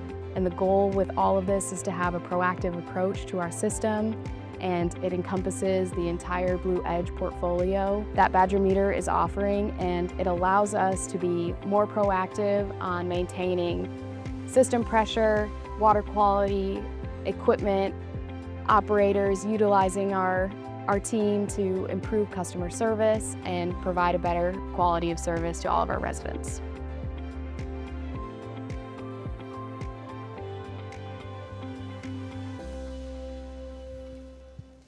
Well, good morning, everyone. I'd like to start this session off with a very simple question. When water utilities decide to invest millions of dollars in new technology, what are they actually buying? Are they buying hardware? Are they buying software? Are they buying some level of efficiency? I think what you'll learn from today's session is what they're really buying is confidence. Confidence that their revenue is going to be protected. Confidence that they're going to have visibility across their entire water system. Confidence their teams can respond.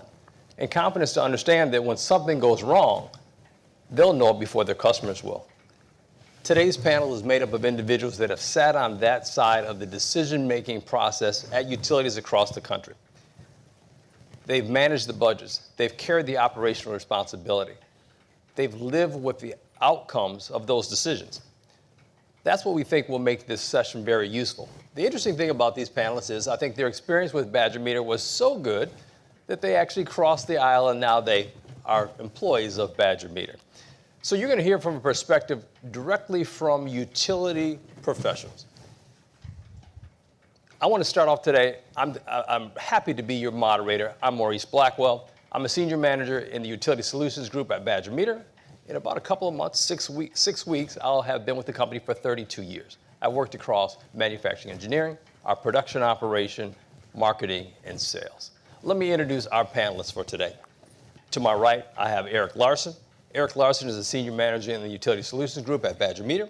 He's the former utility director at Illinois American Water. Some of Eric's responsibilities as director include firsthand experience with field operations, meter reliability, read performance, and infrastructure decision-making. Next, I have Trino Pedraza. Trino is a regional sales leader here at Badger Meter and the former executive utility director at City of Galveston, Texas. Some of his responsibilities include compliance, capital decisions, and modernization across a very unique coastal water system. Last but not least, I have Joe DeVito. Joe is the senior manager of enterprise solutions at Badger Meter and brings over 30 years of direct utility experience, where he retired as the director of operations at Beaufort Jasper Sewer and Water Authority.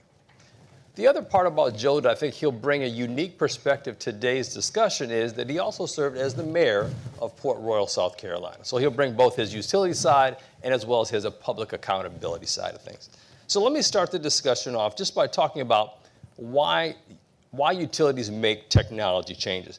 These changes aren't taken lightly, right? These are things that have to have a real operational driver towards making that decision. So I'm going to ask each of the guys to respond to this here.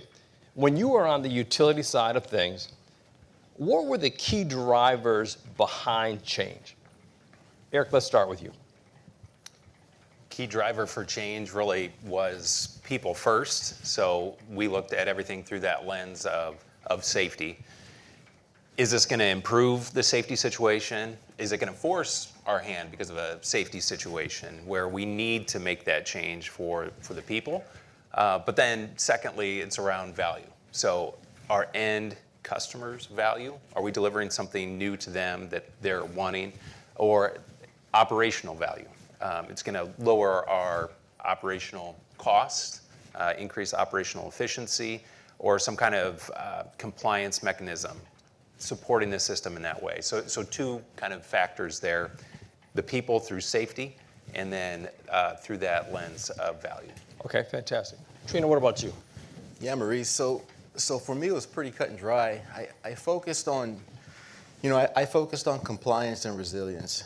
And the reason I did that was because early on in my career, I learned that there's never a dull moment in public works and utilities, right? Everything that kept me up at night fell under those two categories. Okay. Whether it was the city manager calling me on a Saturday about customer complaints, people posting pictures on Facebook about water quality issues, main breaks, aging infrastructure showing its age, it all fell under those two categories. So I challenged my staff to bring solutions, and when they did, I didn't give them this rundown of is this a need or a want, right? Instead, I was asking what problem was this going to solve, where are we exposed, and what happens if I tell you no? Okay, interesting. Joe, what about you? Yeah, whether it was a hard asset or a soft asset, both of them for me started with a people-first thought. And when I talk about people, I'm really talking about I had to think about both sides of the house. So that was the employees that were working for me and with me, along with the end user customer. Whatever that project was going to be, whatever that technology change that we were going to make, does it cover both those windows? Does it make the employee's day better so that they can ultimately serve the customer? And does it make the customer's experience better? So whether I was the mayor of the town of Port Royal or the director of operations at Beaufort Jasper, I always started with, let's do the right thing for the right reason. And you really end up spending time in figuring out what's the reason I'm doing this. And then you build that project, you build that change around there. I never forget, and I always reminded myself that I am just a steward of somebody else's money. I am spending either revenue from an enterprise fund, from a water sale, or I'm spending tax dollars. And I had to think carefully about, are they going to receive a benefit from what we're doing? Are there going to be confidence built around that? And then the last thing, putting just the director's hat on, there is an awful lot of critical infrastructure that we have to deal with in the public works world, in the mayor's world. Streets, road, bridges, gas, electric. Water is one of those critical infrastructure. The main difference, you consume it every day. And you can never forget that. when you're thinking about what you're doing each and every day. Okay. So Eric, you've got an interesting perspective because you came from an investor-owned utility. So when you think about your metering system, when you stepped back and looked at that system, what tipped you off that it's time to make a change? Yeah. I think it's important first to set the table about the meter. There's two kind of big drivers with the meter. The first, it's the linchpin between the utility and the end customer. It's the source of truth. It's kind of what sets the basis for the money exchange. You use this much water, you require this much money for that service. And then secondly, from operations management, there's a lot of operations that come downstream of the meter. It might be a bill complaint or an investigation. It could be high flows. Is the service line broken, or is there something going on there? Is there a complaint about pressure, and maybe it could be a stuck meter or anything like that. So from the meter on, there's a lot operationally that you need to investigate. So two important factors when we talk about a meter and meter change. So what tipped me off that it was maybe time for a change? There was a lot of pressure really coming from all different angles. So imagine you have a high bill and you call the utility, they bill you on a 30-day cycle, and it's day 40 by the time you open up that bill and look at it. It's very high. I would get calls, Eric, why didn't you tell me that I was using this much water? Shouldn't you have told me? Why is this 40 days kind of after the fact and getting complaints like that? So my customers wanted more proactive data. I could see how much reactiveness we had as far as downstream of the meter, and I wanted to maybe stop those truck rolls. I wanted to respond to things on a more proactive basis. But I'm also from a regulated utility company. And my regulated bodies, the Illinois Commerce Commission, the Citizen Utility Board, CUB, they were wanting to see more customer value. They wanted me to give that value to the customers. And my parent company reviewed kind of what was in the industry and brought down kind of the list of options. Those list of options needed to be scalable across 16 regulated states. Okay. We had a length of service requirement.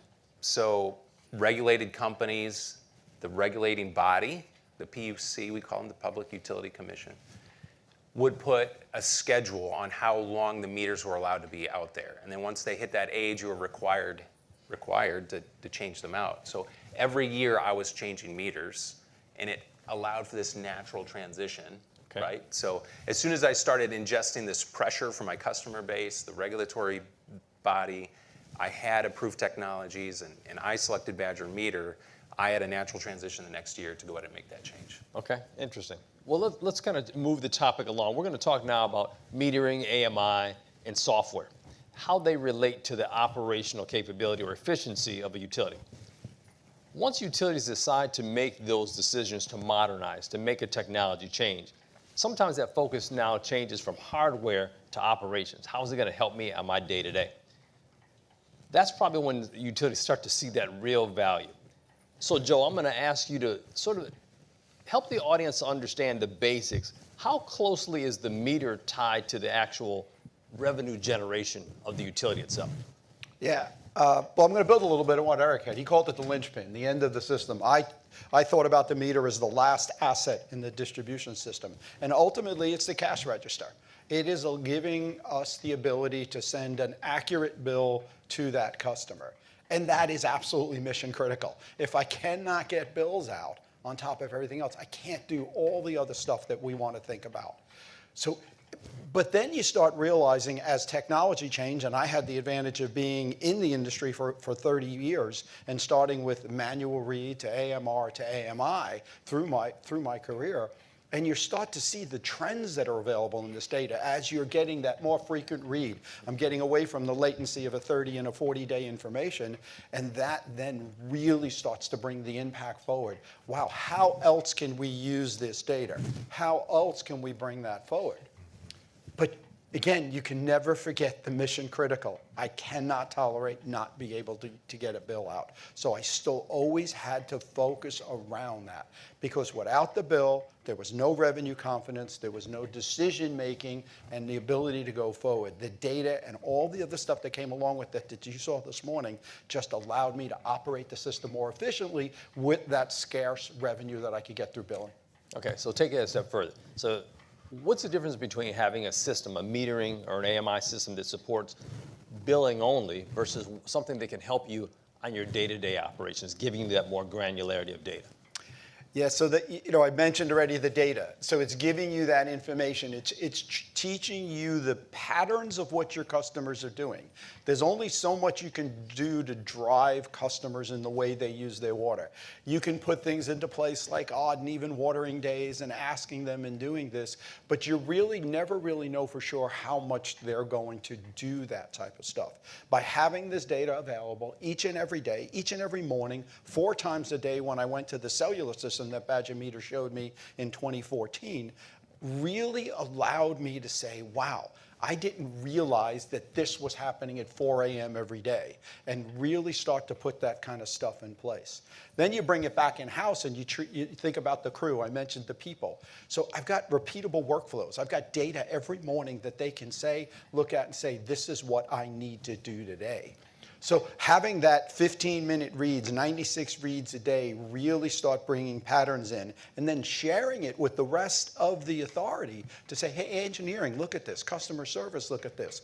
Public relations department, we need help with this aspects. It brought that hardware and that software together and made me realize how valuable it is. Okay. Wow. So Trina, you went through it at Galveston, you went through a full AMI deployment. You got to see the benefits of AMI. What are some of the things that maybe someone outside of the industry would underestimate about the levels of operational efficiency? What are some of those things that they may not understand about what you're able to gain from AMI? Yeah, so that's a good question. I think people underestimate the value of the water that you actually save and then the additional revenues that you capture when you place a new meter down. Okay. All right, so let me give you an example. Somewhere between 2010 and 2012, the state of Texas went through a pretty massive drought. Okay. Right. Now, I don't know about other states, but in Texas, when you go through a level of drought, they start to curtail your water rights. Okay. And so during that time, New Braunfels, for multiple years in a row, was the #1 fastest growing city in the nation. Right. So that prompted us to do a study, and from that study, we created a water resource plan. Right. And so we tried to use the amount of population that we thought was coming, right, with the water that we had. And we had 2 realizations. The first was if we had perfect weather the rest of the way, with that growth, we wouldn't have enough water by 2023. Okay. If we experienced another drought, we might not have enough water by 2019, right? So then we had to go shopping for water. So I ended up purchasing 8,000 acre-feet of water from the Guadalupe Blanco River Authority. And 8,000 acre-feet is about 8 million gallons a day, right? The cost for that was $1,440 per acre-foot, okay? We already owned 21,000 acre-feet, and the cost of the water rights that we had was anywhere from $1 to $139 per acre foot, right? That's a big gap, right? And that's why, like, in the utility world, they say that the cheapest water is the water that you already own, right? And so cellular AMI attacks that head on, right? It helps reduce water loss. It helps improve the revenue capture at the meter, which is a necessity, right, for the utility. Then if you go a step further, if you start to bring in different monitoring devices for sanitary sewer, water quality, pressure, and you actually use that as part of your operational strategy, right now you're going to start seeing some real savings. Now you have real efficiency. So when you roll a truck now, it's proactive. It's not reactive. You're not just sending trucks out to react, right? Right. That's real efficiency. And I think people outside the industry, I don't think they put all that together. Okay. Yeah. Interesting. So true. Okay. So true. Yeah. Yep. Eric, again, sort of from that investor-owned side, understanding that you put a meter and an endpoint in the ground, right? They sort of sit there, but I've heard you many times talk about software, and you talk about how within your utility, that's something you all used every day, right? It's something that kind of changed the way you lived as a utility. How does that change the way that you think about selecting a software platform? Right. I was a director for Illinois American Water, and I had 8 systems. And I started with piloting AMI in 2 small systems. I was piloting a fixed AMI system, and I was piloting Badger's cellular AMI system. Spent a lot of time on the hardware decision. And as time went on and just kind of talking with my team, looking at how they were using the data, the team was really gravitating towards Badger Meter and their software. And started to ask questions why. I was using both myself, and it was kind of becoming apparent for 2 reasons. You need to have an accessible software that's easy to use. You can get in there, maybe do things yourself, curate the experience yourself with customizable things. But then also there's got to be data there for you. And I think that's some of the beauty of Blue Edge. There was data for water quality. There was data for distribution with pressure management. There was data and reporting that you could make custom reports for engineering when they're doing water flow studies. There's data for the meter shop. There's data for me as far as leadership to kind of see where assets were and how things were performing. And it dawned on me then that software is the first day of the rest of your life. You get to get that signal for what is happening or what may happen.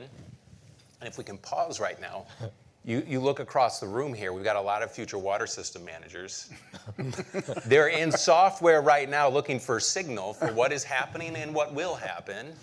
That's what we were doing with the water system, but Badger Blue Edge, I got signal for water quality. I got signal for pressure. I got it for kind of everything along the way. And then I rolled out Ion Water to my customer base, and they got signal. They could see when a leak was taking place. They could get a text alert or email alert and know when they were ramping up with usage and go and find that. They love that experience and having that software in their hand. But then I guess layered on top of that, Maurice, you were part of the team that was engaging with me and giving me the support. Going from a drive-by system to AMI, I had a long list of questions, if you recall. Yes, you did. I do recall. Yes. And just having that collaboration and support made adopting it really easy. Okay. So answer this for me. You're sort of ingrained in that software. What would it take for you to have to say, hey, I'm gonna change. I'm gonna go a different direction. I'm using this software every day. My people are using it for their operations. What would it take to make a change?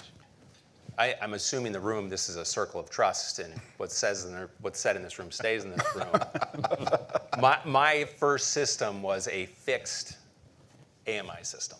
Okay. Right. And then the second pilot was the Badger AMI cellular system. So to make a change, I think there's 2 things that really need to take place. You need the absence of something exceptionally well or good. Okay. And then you need something to go wrong. So the something lacking, or you could say not exceptionally good, the software was okay. It was kind of a single solution stack. It was giving me that meter read, but it wasn't servicing everybody. There wasn't data for everybody. It wasn't giving me signal for what might happen. And then the second, something going wrong. When I put up that fixed AMI system, I realized after the fact that I just put a lot of responsibility on my shoulders.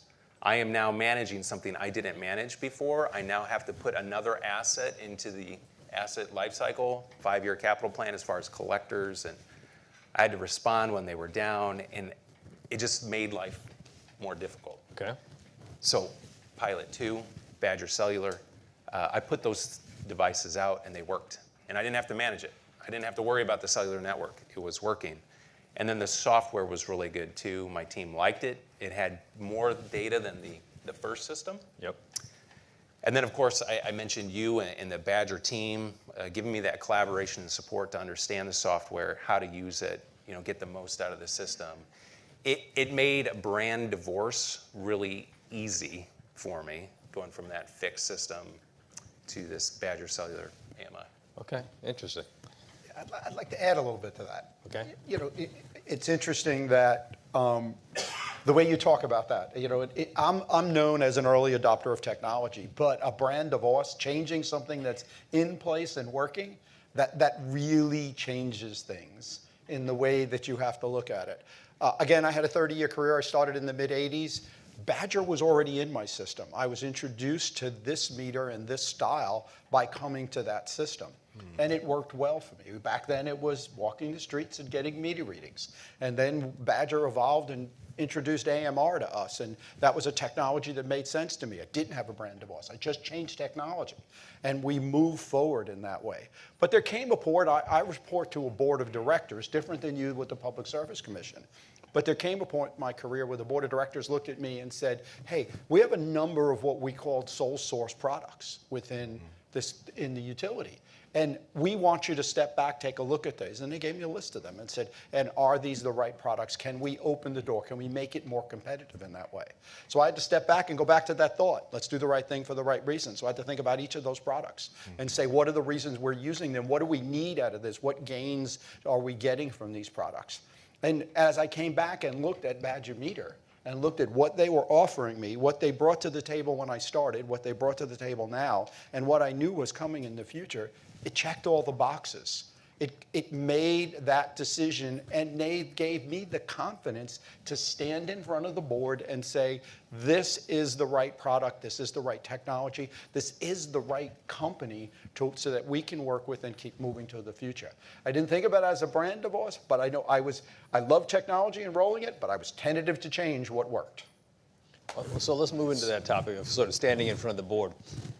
Another key factor to these types of technology changes are how do they get paid for, right? Utilities have, a bucket of money they have to pull from, and there's a lot of things vying for those dollars. Joe, I'm going to ask you this question because you kind of hit on it here. What makes these types of projects, the AMI projects, what rises those to the top as compared to some of the other projects that the utility, again, vying for those same dollars? Yeah, so, there's lots of project capital improvement plans, CIPs, we might refer to them as, that go into this plan. We work those plans kind of at 5-year chunks, being updated every single year and trying to look out about 5 years. And some of the plant side, we may go out further to 10 years. This type of a project, when you're looking at metering, first of all, back in the early part, metering has a life cycle. We know what that life cycle is. It's different in different utilities due to quality of water and this type of stuff. In my system, it was about 15 to 20-year life cycle on a meter. So that project already had that. The cycle, the asset was going to come to an end of life. But are you just going to change the asset out? Are you going to do a full upgrade? Are you going to bring in the new technology? So that's when you have to start bringing together the project and bringing that project up to the rest of the team that's going to look at that. So with metering and AMI, specifically cellular AMI in this case, safety benefit always is one of those things. I've already talked about the fact that people are so important to me. Eric mentioned it as well. So I'm looking at a project now that may reduce truck rolls. And one of the things that I learned after the career, 30 full-year career, is that putting our employees on the road each and every day in trucks is the most dangerous thing we can do. Yeah. We can put all kinds of safety precautions in place in plant, all over in the system. What we couldn't do is protect them from the other drivers around them. And the accidents are going to occur.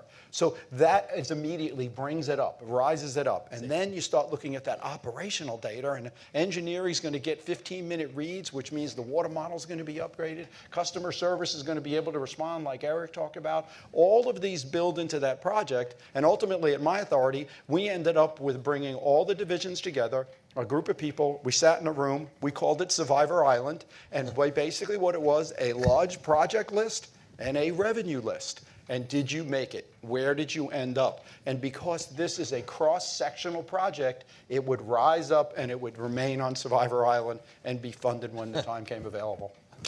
Best way I can describe it. Okay, interesting. Oh, nice. All right, so Eric, from a standpoint of ROI, now most manufacturers are going to talk about a return on investment for these types of projects. You sat on that other side of that decision-making process. And if someone were to come in and sort of pitch you a premium solution, maybe not the lowest cost solution, how did you think about that? Yeah, I mean, I entered these decision-making process with, there's problems I want to solve. Okay. and I'm looking for a solution to a specific problem. And the return on investment is, how quickly is that problem solved? Is it robust? But is it also solving maybe some other problems? And AMI specifically, if it's a glorified meter reading system, your ROI is on one solution stack. Right. And I mentioned like with Blue Edge and what was available in the Beacon software and setting up alerts, alarms, the pressure reading, et cetera. It wasn't a single solution stack. I was solving problems for water quality. I was solving problems for distribution management, Right. for customer service, for billing, for leadership, engineering, and it goes on. So the return on investment may or may not just be that initial problem set. You have to look at all the different problems you're solving. And in Badger, then, I'm solving all these different problems immediately. I'm addressing my non-revenue water, my customer value. So the ROI was high just for that nature, multiple solution stacks. Right. So it's not maybe that initial problem. Right. It's much broader than that.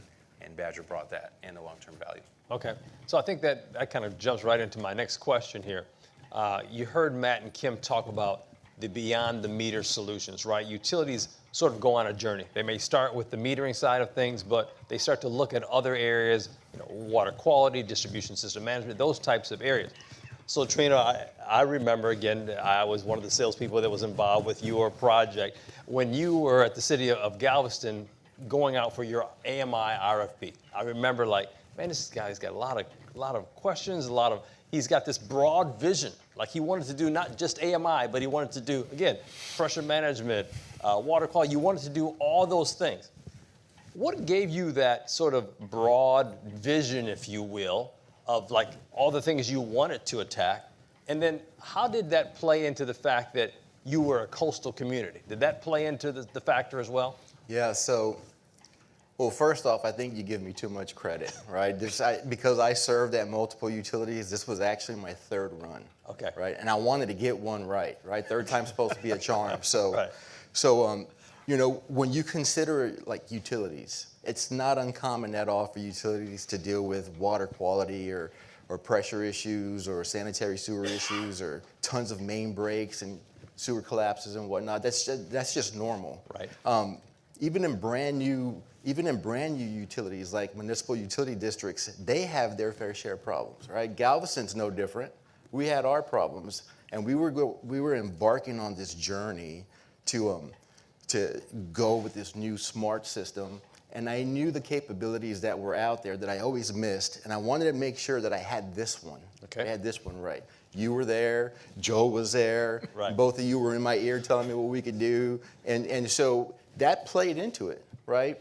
And so, Eric talks about ROI, and at the time that we're planning this, right, we're also going through Winter Storm Uri in Texas, and I was on an island, right, in South Texas, so snow on the beaches is no good. And then so we're going through that, and then so Eric's talking about ROI, but what also came to mind after that event was political ROI, right? What do you mean by that? Well, so not being prepared, not being resilient, not being able to come back up and be elastic, that's political suicide, right? And so you got to be prepared for that. And so we went for it, right? When we did our project, we did 100% of our meters with a remote connect disconnect. Yes. We put pressure at our meters.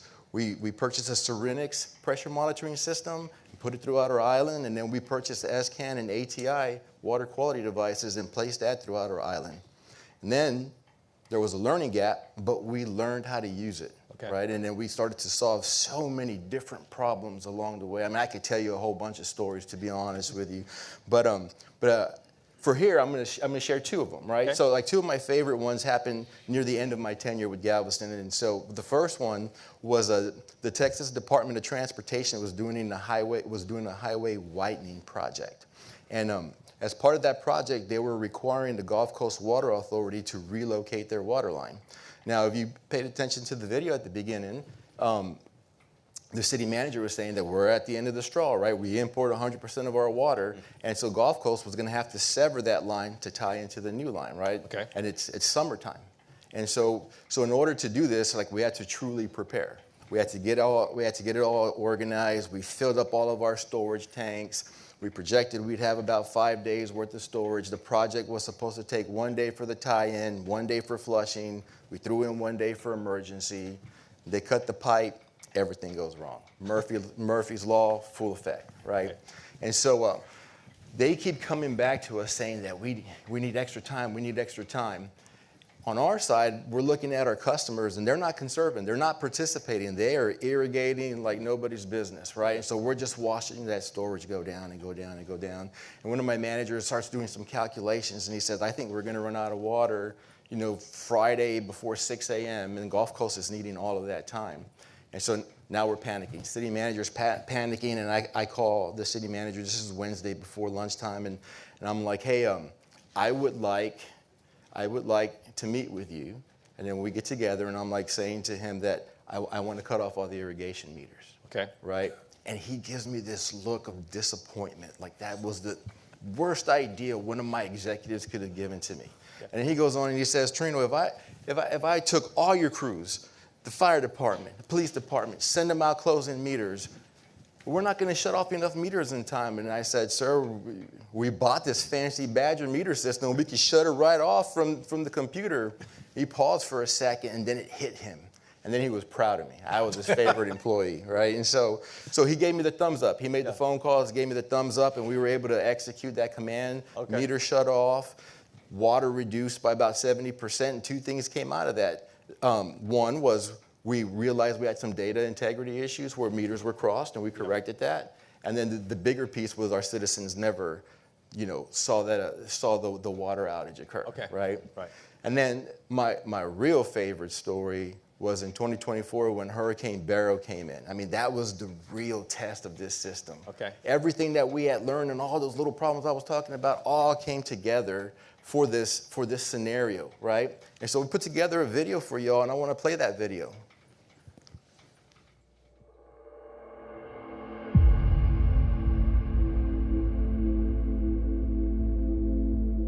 From a utility point of view, resiliency is our ability to anticipate, absorb, adapt, and recover. We design and build our systems with catastrophic events in mind.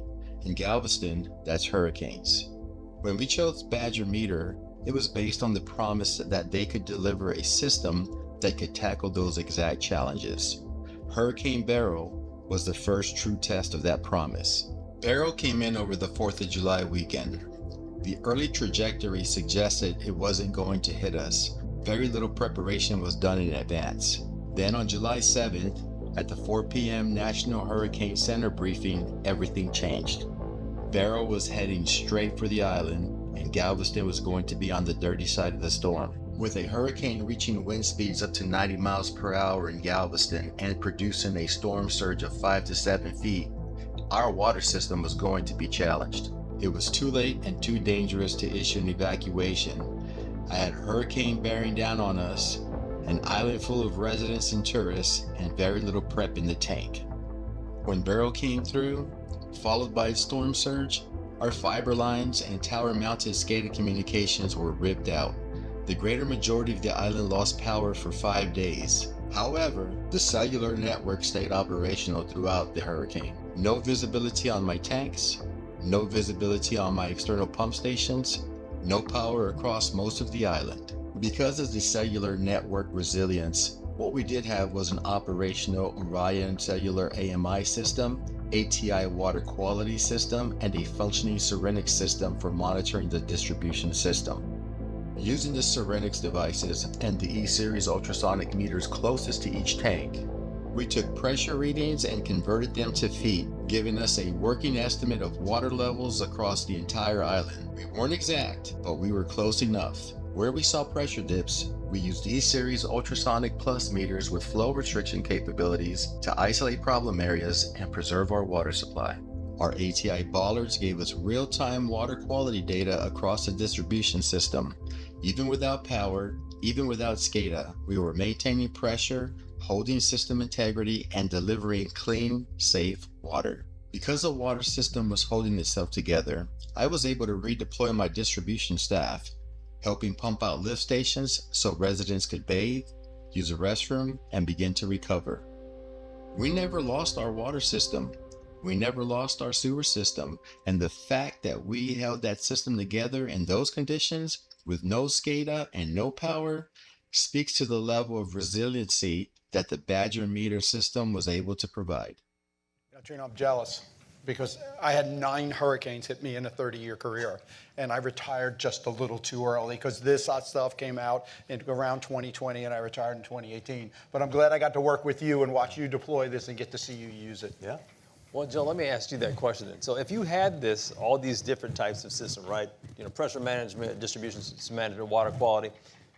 You heard Matt earlier talk about the one network platform. What does that mean for a utility to sort of bring all these systems under a single pane of glass? It gives the utility another reason to tear down silos, to stop working individually and working in their area and bring everybody together and sharing that data. Because the reality is what's happening in one part of your system is affecting another part of your system. And the way we've had to do it in the past is it's more about the local knowledge or breaking out a set of plans and doing it. But now everything is right there in front of you. And when you're seeing a leak occur over here, but you got a pressure drop here, well, they're related. And you're bringing that together. So the coordination that becomes available and the efficiency that becomes available for your crews, sending them in the right direction. Like Trino talked about, he knew the water system was fine and he sent them over to deal with the sewer system. So it's so important to have all that data available, visible, and have the analytics behind it. Like Matt said, the ability to ask Cobalt a question and give you an answer rather than having to dive into the data yourself. Yeah. Right. It makes me want to go back to work sometimes. Then I realize all the headaches and the midnight calls, and I say, I'm okay here. Can't do that. So, gentlemen, thank you. We've covered a lot of ground, and I want to end this session with sort of 2 rapid-fire questions, right? So here's my question number 1. If a utility director was sitting in the audience right now, what's the one mistake you'd say to them that they can't afford to get wrong? Yeah. Eric, let's start with you. Yeah, I can't say it better than Joe and Trino did. Trino got the good old boy pat on the back for operating the software and shutting off the meters from software, saved his system. And then Joe was just saying breaking down silos enabled by software. It is the first day of the rest of your life. It's what you're using now to get signal. It's what water professionals use to get signal. You got to get the software right. Okay. Trina, what about you? What can they not get wrong? You can't get compliance wrong, right? It handles public safety, environmental safety, and to stay on top of compliance, you need the proper tools. You need the proper analytical tools. Okay. Joe, round us out here. Yeah. I keep focusing on people. That's just who I am. You got to make sure whatever you do, the decision you make forward keeps the confidence of the people around you, whether that's your staff or the end customer. And for me, making a decision to stick with a company that's been around for 120 years, focus solely on what it was. I wake up middle of the night and think about all the time was operating a water system and operating a utility. Just made sense. You can't get that wrong. You got to do it. Okay. So here's my last question. If you could correct one misconception about how water utilities make technology decisions, what would that be? Trina, let's start with you. I think one misconception is that we're forced to buy at the lowest bid, and that's not the case. That's not the rule. The rule is best value, right? And so because of that rule, every time I bought, I bought for the worst day, and Hurricane Beryl was an example of that. Right. Joe, what about you? Yeah, so Trina just said it. Price is important because, again, I talked about it. I'm spending public dollars. So take the time, ask that question. Do the right thing for the right reason. Get your specification right. Figure out what the solution is that meets that, and then move forward with your decision buying. Okay. Eric? Yeah, I would repeat my comment about single solution stack versus multiple. So you're buying long-term value and breadth of value. Okay. Thank you, gentlemen. This has been a great discussion. We started this today off asking the question about what water utilities, when they decide to invest millions of dollars, what are they actually buying? I think the answer is what you've heard here today, right? The confidence that water utilities are looking for, it isn't sold in a brochure. It's really built on decades of engineering and supporting solutions that water utilities can really rely on, right? This is the type of standard that Badger Meter is held to every day. And I think from what you've heard today, you can see why we're quite proud of that. Thank you. Thank you for the time, Morris. Thank you.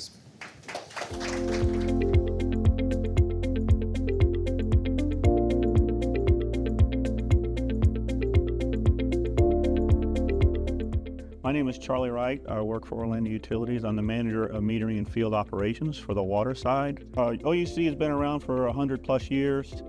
We're a multi-utility in terms of services. We have electric and water and chilled water, reclaimed water, sewer credit metering, a variety of different services in the metering arena. Moving to the next generation water, we had our legacy AMI system and some challenges that we want to solve and overcome. Same data sets are very important for back office processes and data collection to support all our customer-facing customer services and billing operations. So it makes it easier on that front. The other major piece is we don't have to have a drive-by system anymore. We can satisfy all our water only without having any infrastructure. We also did a couple of years of piloting different types of technologies, cellular technology, fixed network technology, and we had an opportunity to evaluate those and see what was good and what was bad, or pros and cons, if you will. So the reason we went with cellular as opposed to fixed or continued mesh, we needed a solution that worked for all the different scenarios that we have. Fixed network would be challenging in some of those areas, and that's what we learned from the process.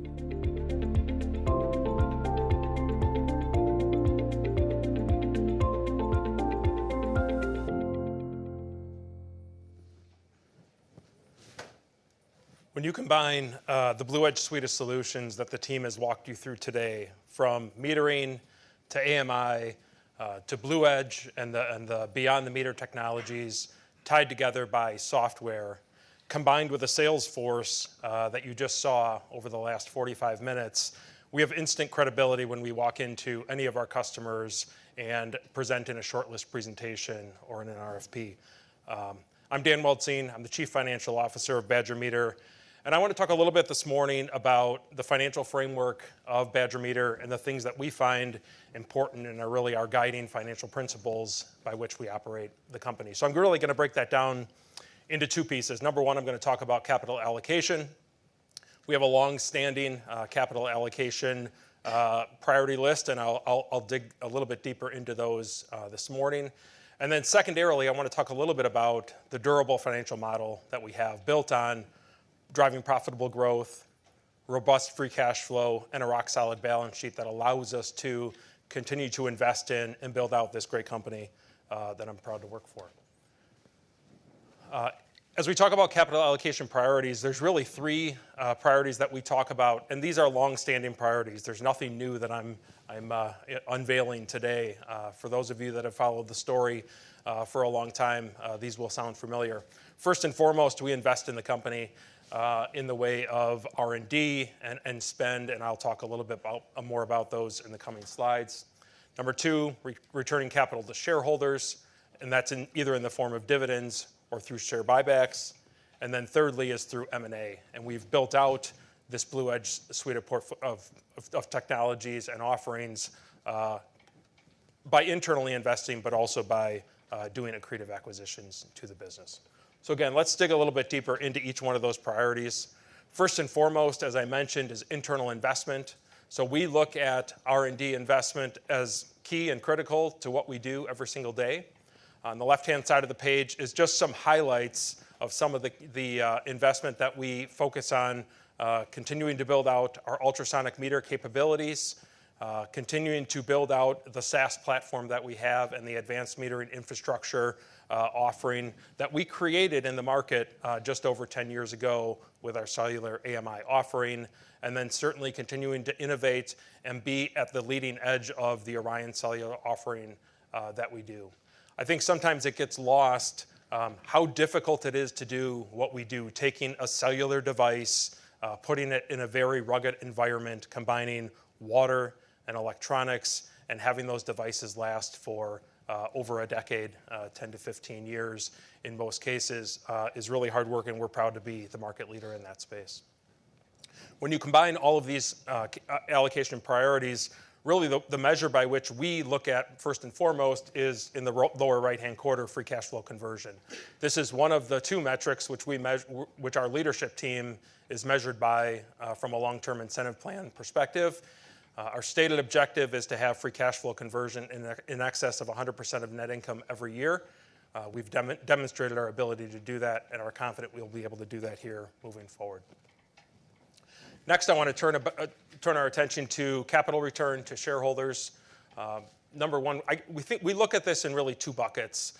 Number one, annually, we've increased our dividend 33 years consecutively to earn us the dividend aristocrat status, which we're proud of, and we fully anticipate continuing to do that.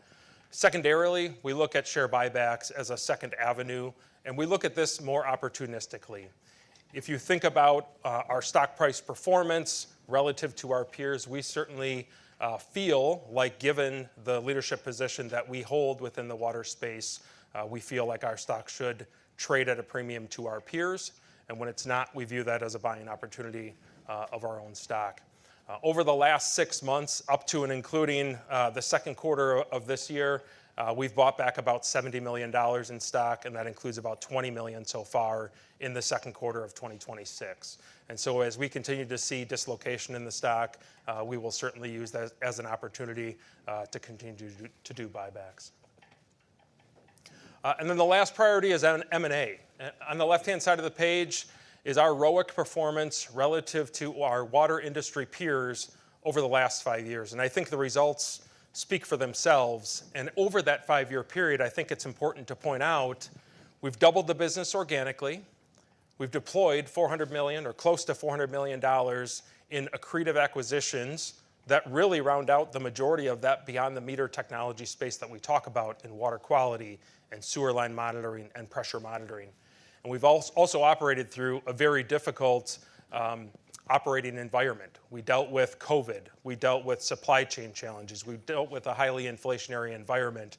And throughout that period, we've been able to grow the business and really perform very well from a ROIC perspective.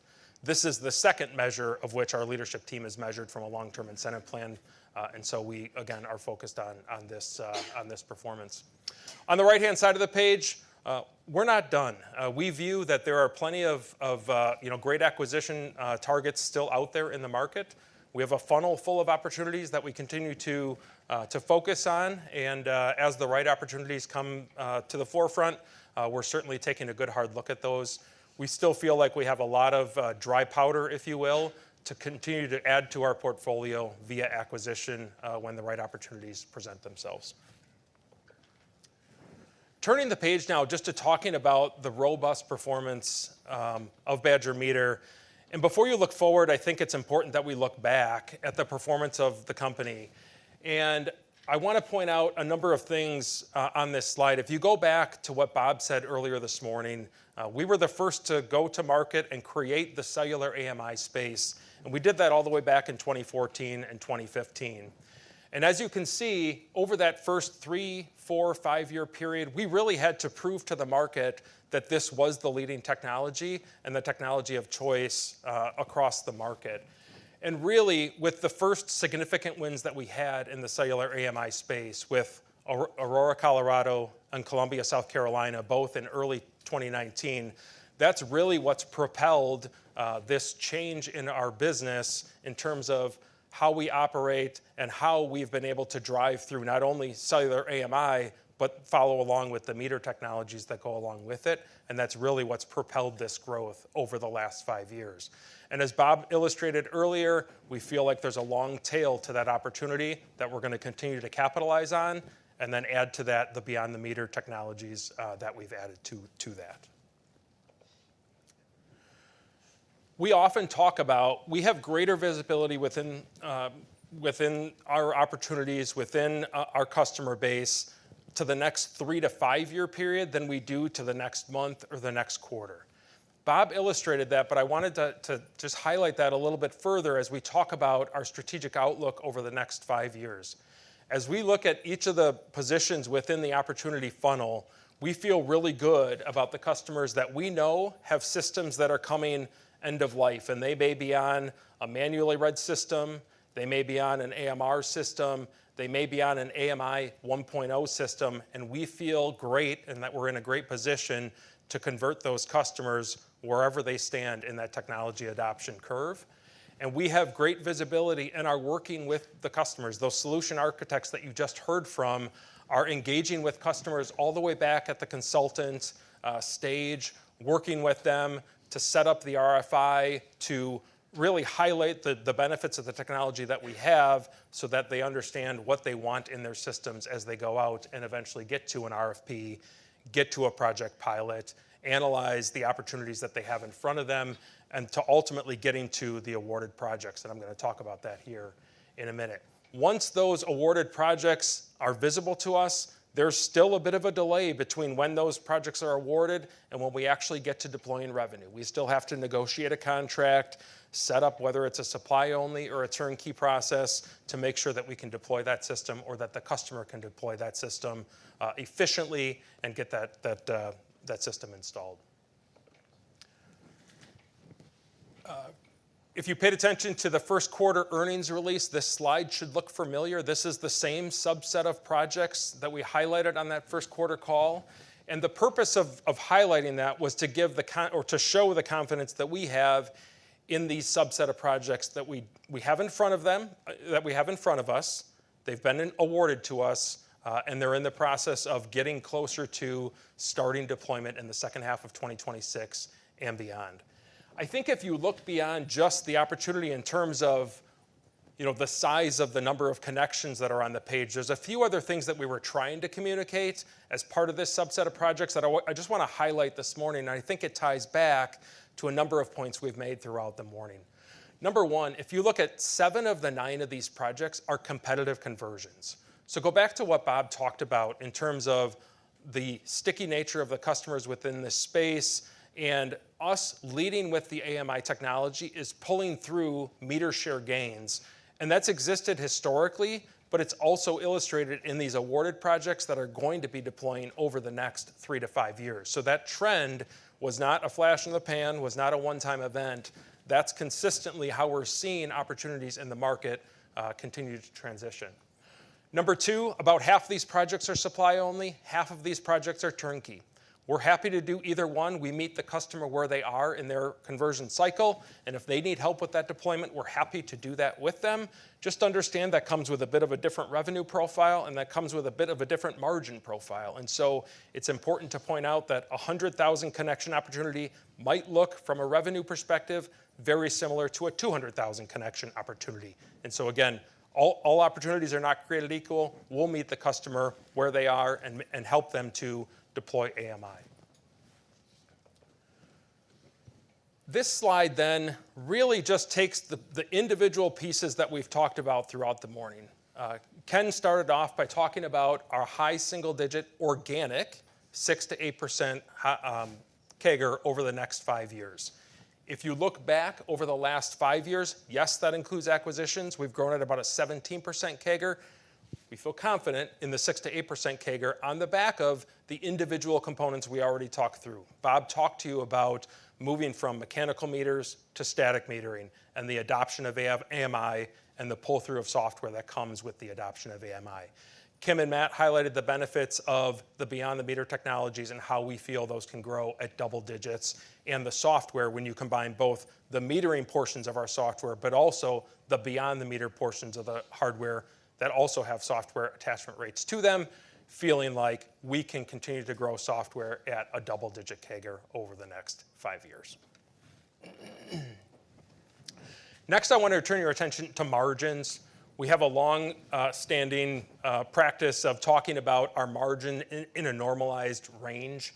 The chart on the right-hand side shows our margin performance over the last 5 years, and I'm specifically talking about gross margins now. We talk about our normalized margins being in that 39 to 42% range.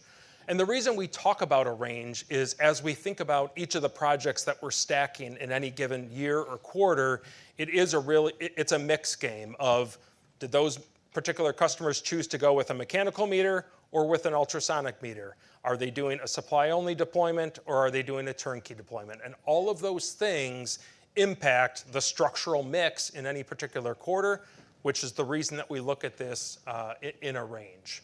There's a number of other things called out on the left-hand side of the page in terms of additional margin drivers and other pressures that we may experience. Just know that we manage all of those pressures proactively. We have a value-based pricing model in order to make sure that we're capturing and recovering those things to maintain our margins, and we feel very confident that as we continue to grow the business, that structural mix benefit will continue to persist. So if I pull all of these things together and really talk about what is the financial framework of Badger Meter, we talked about the high single-digit growth algorithm organically. I want to make sure that's clear that we're talking about organic growth there.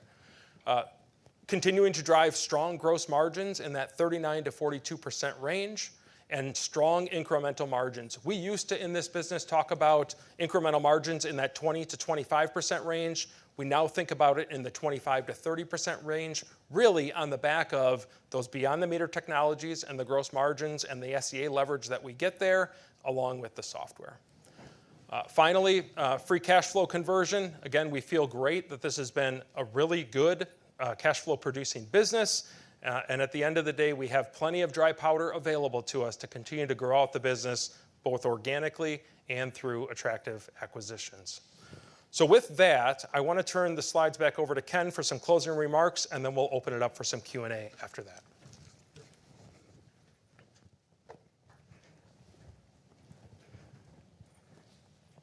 I think I heard one clap for the finance guy. Where was that? Let's have it. So pretty good results. Yeah, nice. Okay, so you saw the slide from me before. So before we move on to the next section here, I hope that for you now the answer to the question at the top here is obvious and why we feel so good about not just what we've done, but where we're going. So the why invest in Badger Meter. Back to the point that the macro drivers in the attractive markets that we play give us a constructive industry backdrop.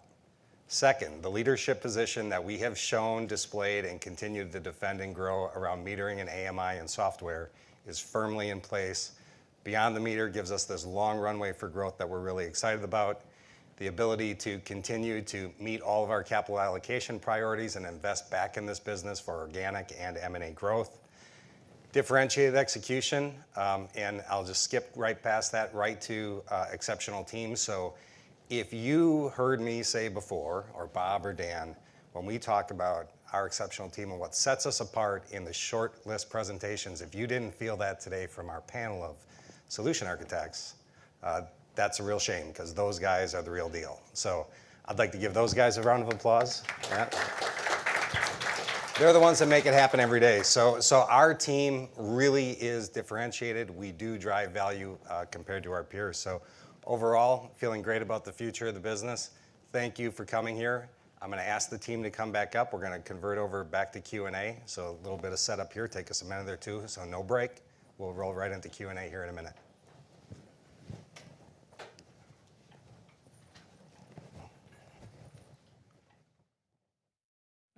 Like Ken said, we're going to get set up for Q&A in just a moment. And just to go over Q&A, we'll have about 45 minutes for Q&A. We'll take questions from the room. If you'd like to ask a question, please raise your hand, and someone will come over to you with a mic. Please use the mic, state your name, state your question, and then please limit yourself to one follow-up today. Thank you.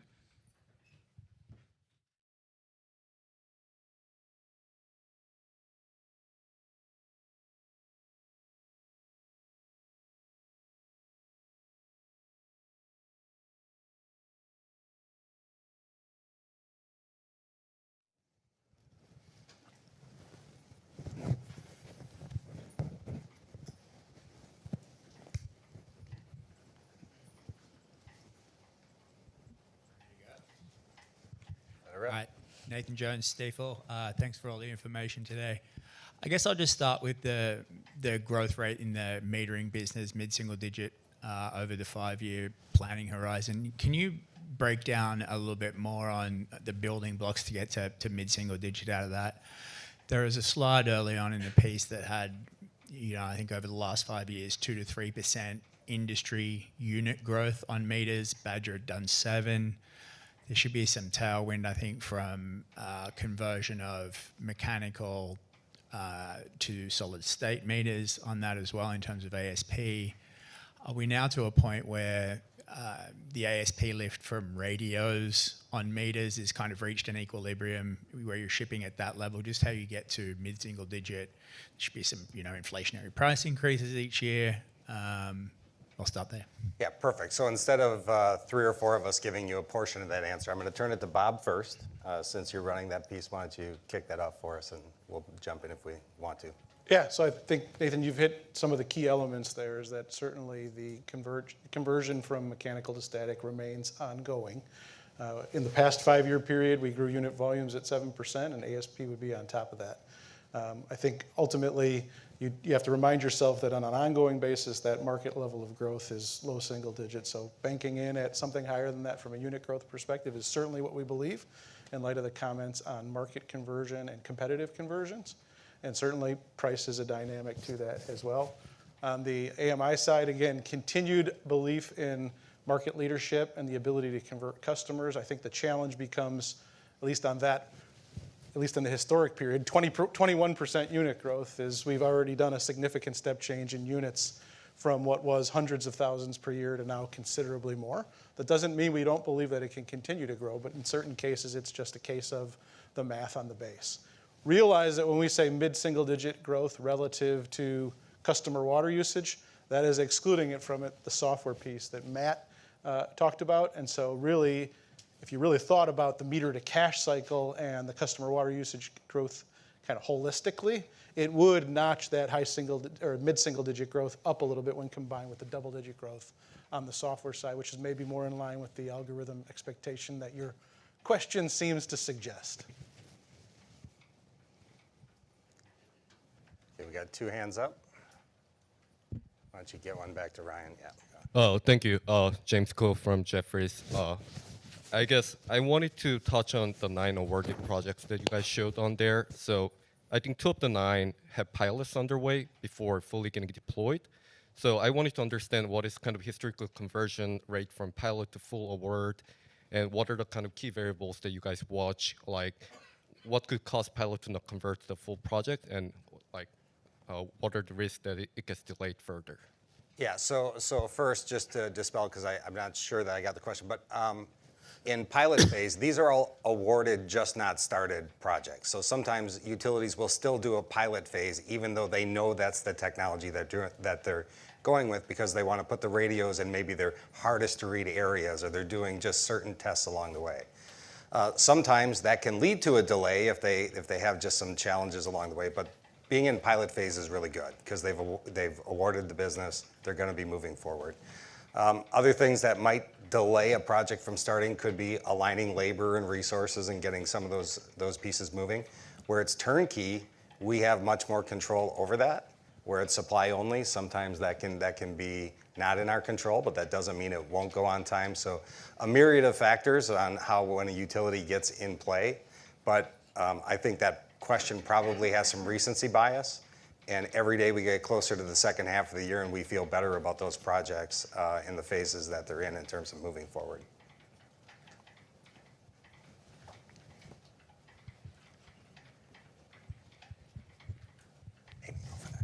Hi, morning. Andrew Krill, Deutsche Bank. Wanted to dig in on the incrementals target. One, switch from EBIT to EBITDA. Can you maybe just give us some more color on that? Does it have to do with the M&A, new amortization? Are you going to focus more on EBITDA going forward? And secondly, could this be higher? Your gross margins consistently 40% or better. That's kind of a proxy for where they can go. So just, are you suggesting you need to reinvest a lot, or is there some conservatism? Any more color there would be great. Thanks. Yeah, I can start, and then these guys can jump in. So in terms of the EBITDA target, that's how we've thought about it more recently in terms of what those incremental margins could look like. And again, I'd like to point out, it's on the back of really 2 levers. It's gross margin, which I did talk about. The other piece is we feel like we can continue to leverage the SEA. In particular, when you look at the beyond the meter technologies, and some of those businesses as we acquired them had invested in SEA to sort of grow the businesses on their own. And as those sales levels are growing, we feel like we can continue to drive additional incremental margins through those businesses. So that's why we've switched from, call it low 20s to high 20s incremental margins, on that base. I guess I'll let you decide whether you think those are conservative or not, but I think it's important to just understand the other mixed drivers that can exist within gross margin. Yes, we've been operating toward the higher end of the margin range, but keep in mind commodity cost pressures, keep in mind sales mix when we don't have a lot of those large turnkey type projects with potentially some of that pass-through revenue. Those are margin pressures that may exist as some of those larger that subset of those 9 projects, as some of those start to deploy, some of those pressures will exist. Yeah, I think I would add, the structural mix nature of this is really strong, enduring. So when you start to think about software being twice the size what it is today, software is software-like margins. And the beyond the meter solutions that we've added are accretive to gross margins. So of course we're gonna have cost pressures. Of course there are gonna be things that come along the way. But that structural mix benefit that we've built in is very positive. So I'm not gonna say that it's conservative, but we feel really solid about what's happening within our gross margin and SEA profiles. And then secondly, as we look forward with the high single-digit growth, are there any guideposts you could give us and maybe like a standard deviation type of framework of what you think, could be a high point versus low? And would you say this year being flattish is an anomaly as we kind of reset from, the post-COVID world? Thanks. Yeah, so that's a good question. I think most of you have heard me say at some points that when we say high single digits, we don't mean, we're not pegging 6 to 8 every single year. We've talked about some years could be 13, some years could be 4. This year is an outlier. And I think it's simple math when you look at the cohort of projects that are coming up, the way that you see the double-digit growth stacking on tops of software and the beyond the meter solutions, that we still expect some variance. You could still have a year that's in the teens, and I think I can stick with I still would expect we could have a year that's 12 or 13, a year that's 4, because that is the nature of how this works. But there is a variance. It won't always be between 6 to 8. But those reference points I just gave are just examples, not the high and low. Yeah, of what right. you asked for. It's not a range, yes. I mean, the whole reason we unpacked kind of the supply-only turnkey concept, the whole reason we unpacked the duration of the lead-up schedule till first assets put in the ground is to express the inherent unevenness that, while muted over the long term, can provide variation year to year to quarter. I wish it were easier than that, but it's not as simple as what it might seem. Well, I think, frankly, if you take the top 2 on the cohort of 9, PRASA with the 1.6 million supply only, and the number 2 on that list of a 330,000 connection turnkey, we've known about those for 5 years. So when we've been talking about our growth through the cycle, it was reasonable for us to assume that maybe one of those 2 would have started. And if it did, this would be a completely different discussion. Good morning.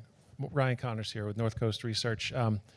Ken, on the competitive landscape, you alluded to that, but I wanted to kind of drill down there a little bit. Obviously, I think there's no question Badger Meter's had a tremendous run competitively, and it's been great. However, the company doesn't win every job. Competitors are out there, long-term incumbents, new entrants, as you alluded to. You've got major national distributors who have invested a lot of money in this business, largely with your competition. They're determined to grow this business. So obviously every job is different, but you've got this high-class problem now of having to defend yourself on the pedestal.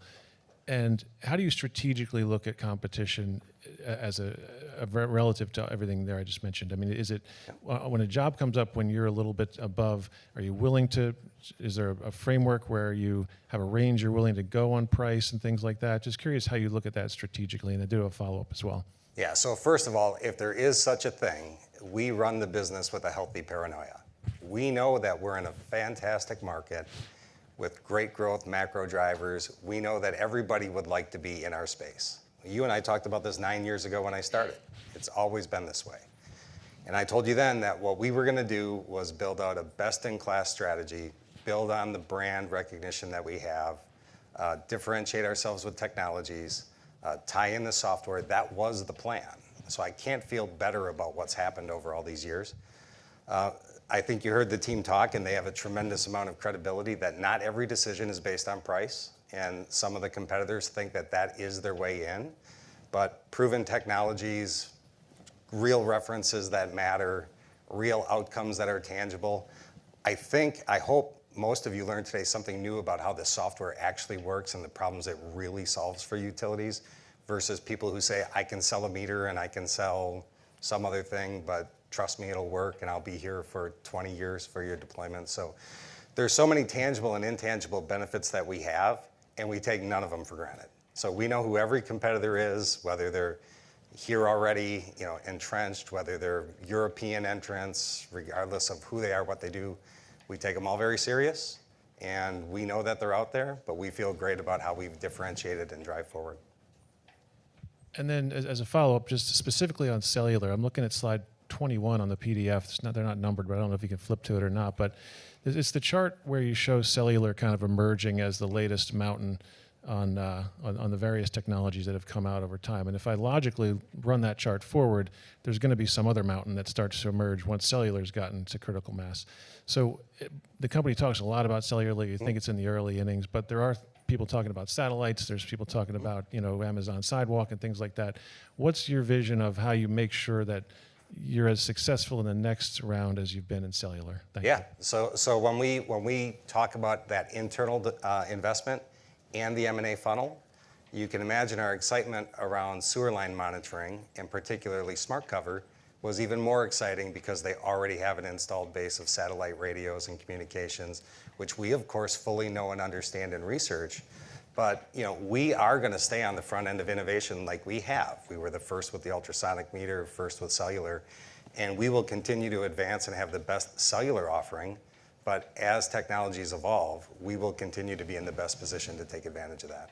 I would say even if you look at that 10-year line on the blue line of the chart that you're referring to, yes, that's cellular as a general category, but the amount of innovation that's gone into our sixth generation of radio, the ability to migrate battery architecture and cellular communication and getting more out of that battery architecture, now going from a single carrier SIM to a multi-carrier SIM that's intelligent enough to switch from one network to the next. All of those augmentations and iterations were born out of that natural curiosity of innovation that's made us the market leader. We're not just saying cellular, cellular, cellular. We're really saying most efficient means of communication. And that will evolve just like it did in that 10-year chart that we've generalized to cellular, but really represents 6 to 7 to even 8 innovations. That gives you a clue of how precise and tight our innovation curves are. This is not a technology that's 10 years old.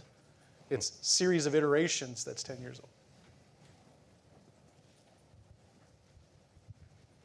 Bill, I have one back here. Good morning, Scott Graham from Seaport.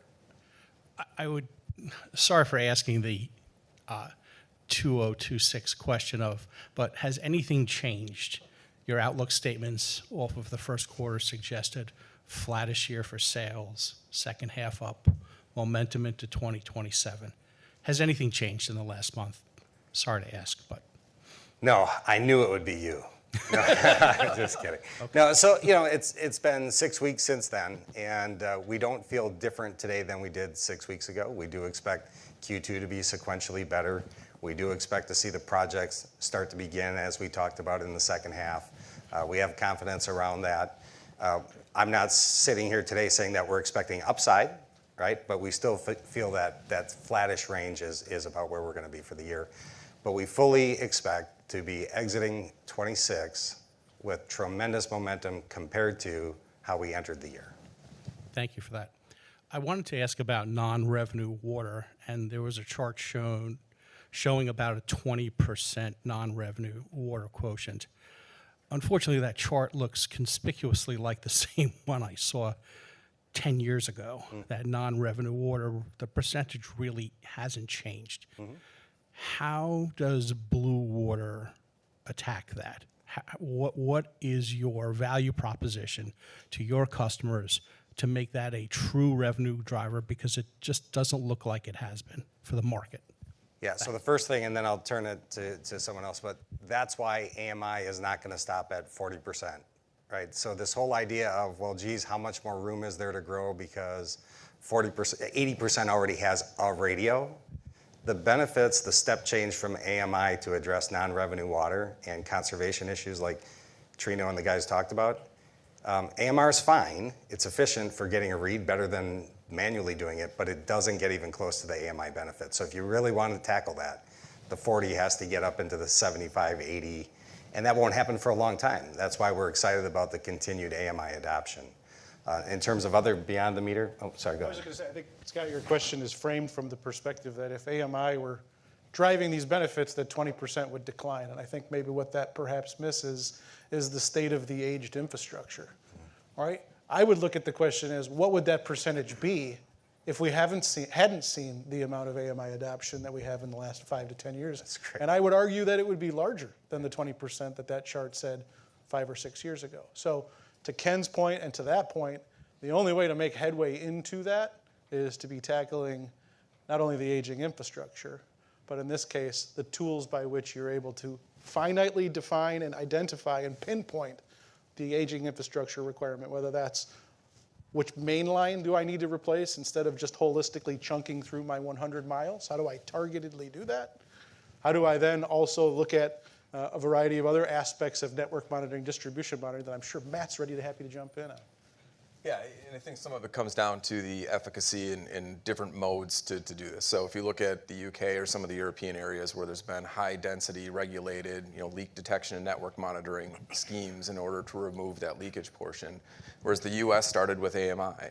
And so now as we get into something that one network can enable of that marriage of that information from the meter, plus those network monitoring capabilities to be smarter about it instead of just deploying hundreds of thousands of sensors for the sake of deploying them, we can get to real insights and actions, and that's where you start targeting things like transmission main monitoring, where if you have a leak occurring on a transmission main, you have scarce resources to invest in. You have to choose where you're going to dig and replace pipe.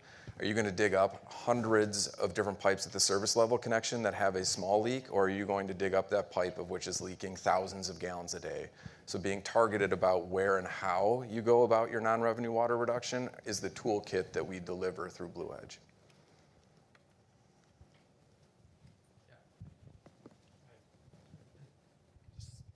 Go ahead. Okay, there we go. Sorry. Quinn Fredrickson from Baird. Just a question on One Network. I think a couple of the panelists and speakers spoke about utilities being a little bit more risk averse and maybe hesitant to embrace change. So how do you overcome that as you seek to roll out One Network, and how should we think about the monetization model and just timeline of deployment? Yeah, so the beautiful thing is that as you heard Trino talk about the way he used the solutions already, he was essentially using One Network before it was there. So there was already Radar, which was the software platform that came through with his high-frequency pressure monitoring equipment through the Syrinix brand. He was already using Beacon for his metering and district metering applications. He was already using Beacon for the water quality information. It was just living within software platforms that we had that weren't necessarily the ideal place for that information to reside and weren't commingling at all into the outcomes of which were more natively delivered. So One Network delivers on that promise. So it's the same equipment that he already had in the ground. It's the same information that's being presented back. It's now just presented in a much more meaningful way in an opportunity for us to provide those cross-product analytics.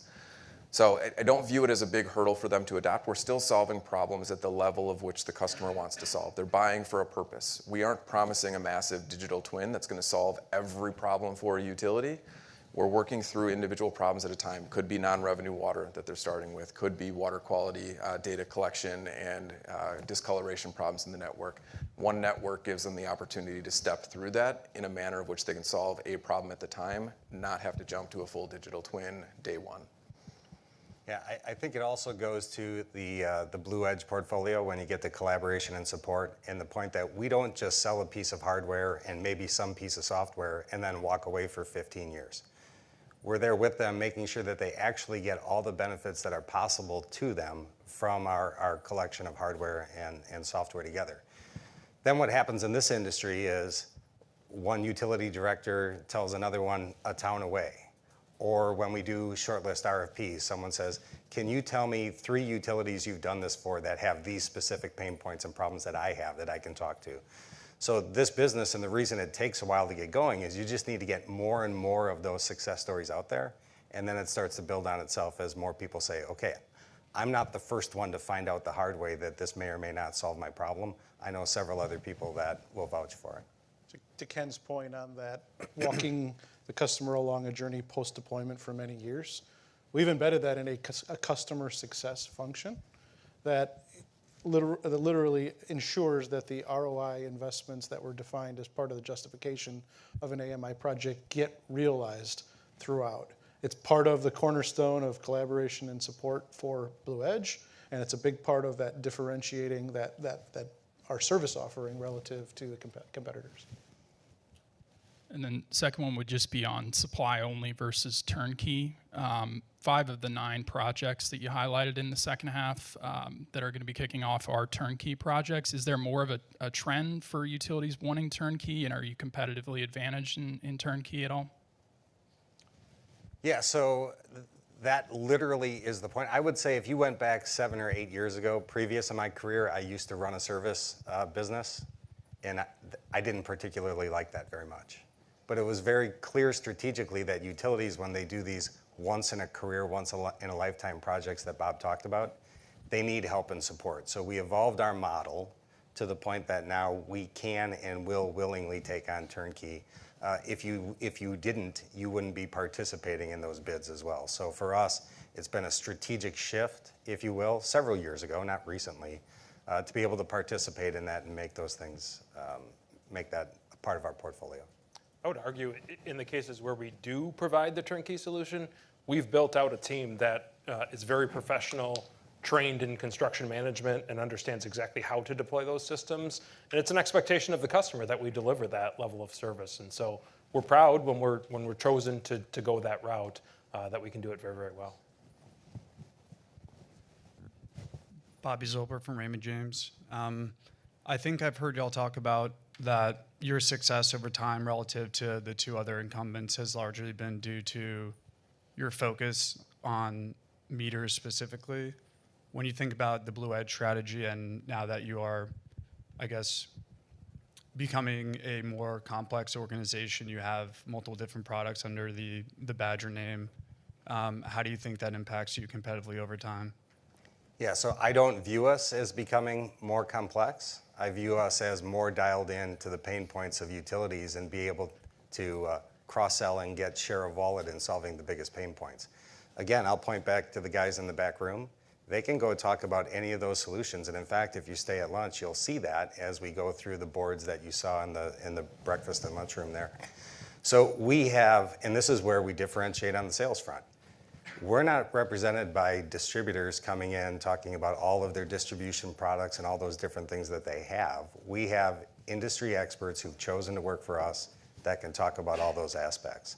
So it's an in tandem strategy that I think because we integrate into the business as well, we're operating as one company. We're not having 3 or 4 different sales forces running around trying to get attention. So I wouldn't say it's complex. I would say we're evolving sideways. And I think more importantly, as customers do an RFI or an RFP for, let's say, an AMI project, they may not be ready to implement the full complement of Blue Edge, but they certainly will be inquiring about the capabilities that that solution provider has in those areas, even if that trigger pull for those features and benefits is year 2, year 5, or year 10. So because we're able to respond affirmatively to that immediate now AMI RFP that says, yes, we do network monitoring, and yes, we have assets and solutions that can be deployed into the collection network. It may just be a quote unquote, this is not intended to be in any way to diminish, a check the box in 2026. That's what becomes a decision for awarding AMI. That's the door that opens the challenge to the incumbency advantage, and that's the lever that sets us up for, to your initial question, how does this benefit us going forward different from our competitors? Our competitors don't have those arrows in their quiver. Understood, thank you. And then in the deck, you provide a lot of good detail on the business, growth in meter volumes, growth in cellular, growth in your non-meter business. How do you think about reporting those on a more regular basis to help investors more accurately assess and value your business? Well, I would say we've taken quite an evolution already. If you just look at what we've done over the last 6 to 9 months, we don't have any plans to start doing segmentation or other things, but We have embraced the idea that providing more information, I think, is helpful, particularly in how things have been the last few quarters. So I think we will continue to measure that based on, what we think needs to be communicated at the time to make sure the investor base is up to speed on what we're doing. But we're not looking to go toward a segmentation approach.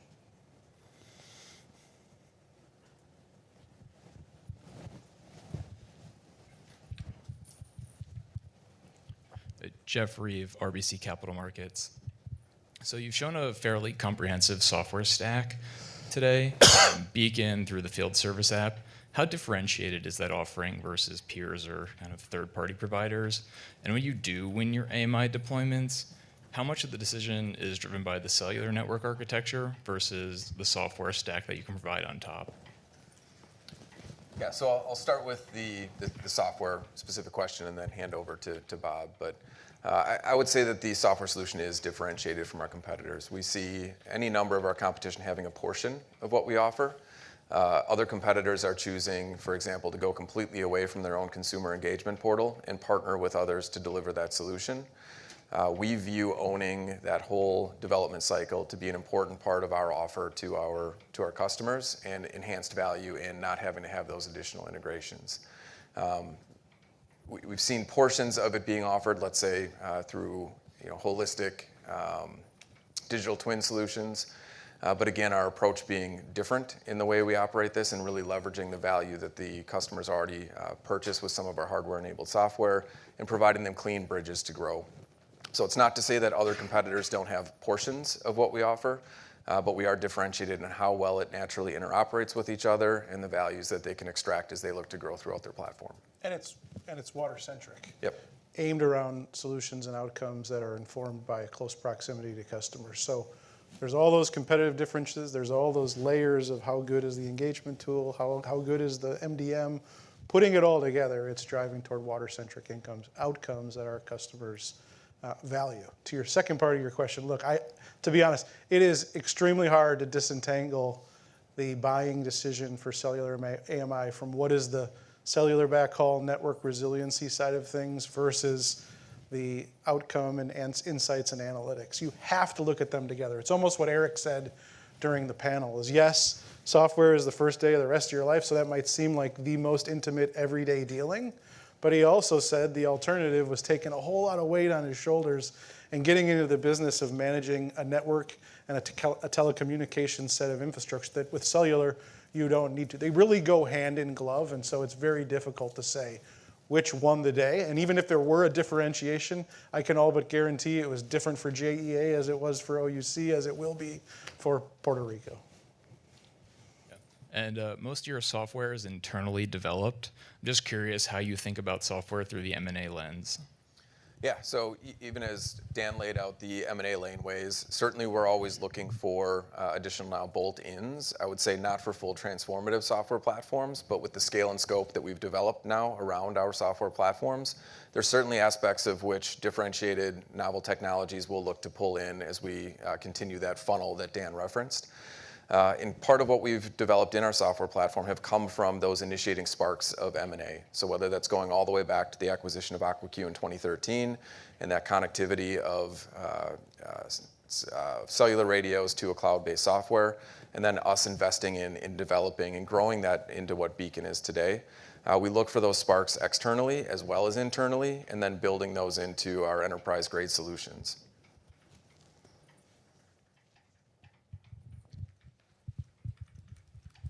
Will Grippin, Barclays. Appreciate the time and all the detail.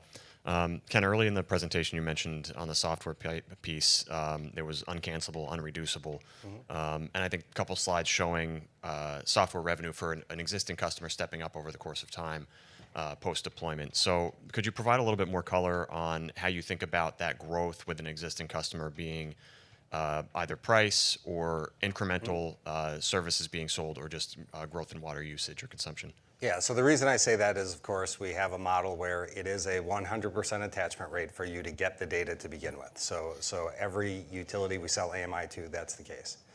The reason I say it's uncancelable and unreducible is because once you've made the investment to put the radio on the meter, There has never been a case, at least that I know of, and I can't imagine a case that there ever would be, where someone would say, oh, screw it, I'm just going to put guys in trucks and drive around and read them again. So it's every meter every month. No one would cancel it, and it's unreducible because of that every meter every month.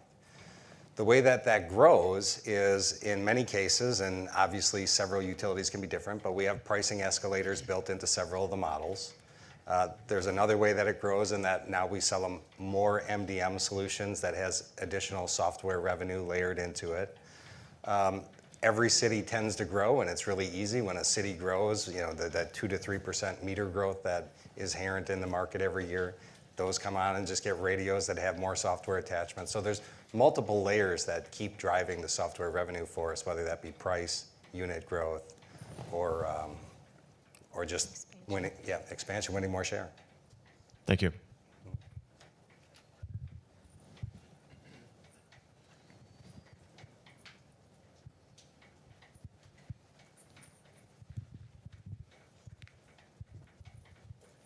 I think in one of the early slides, there was a comment about when we think about your framework, it said something like 30% market share in a rational market. I thought the word rational was an interesting inclusion in there.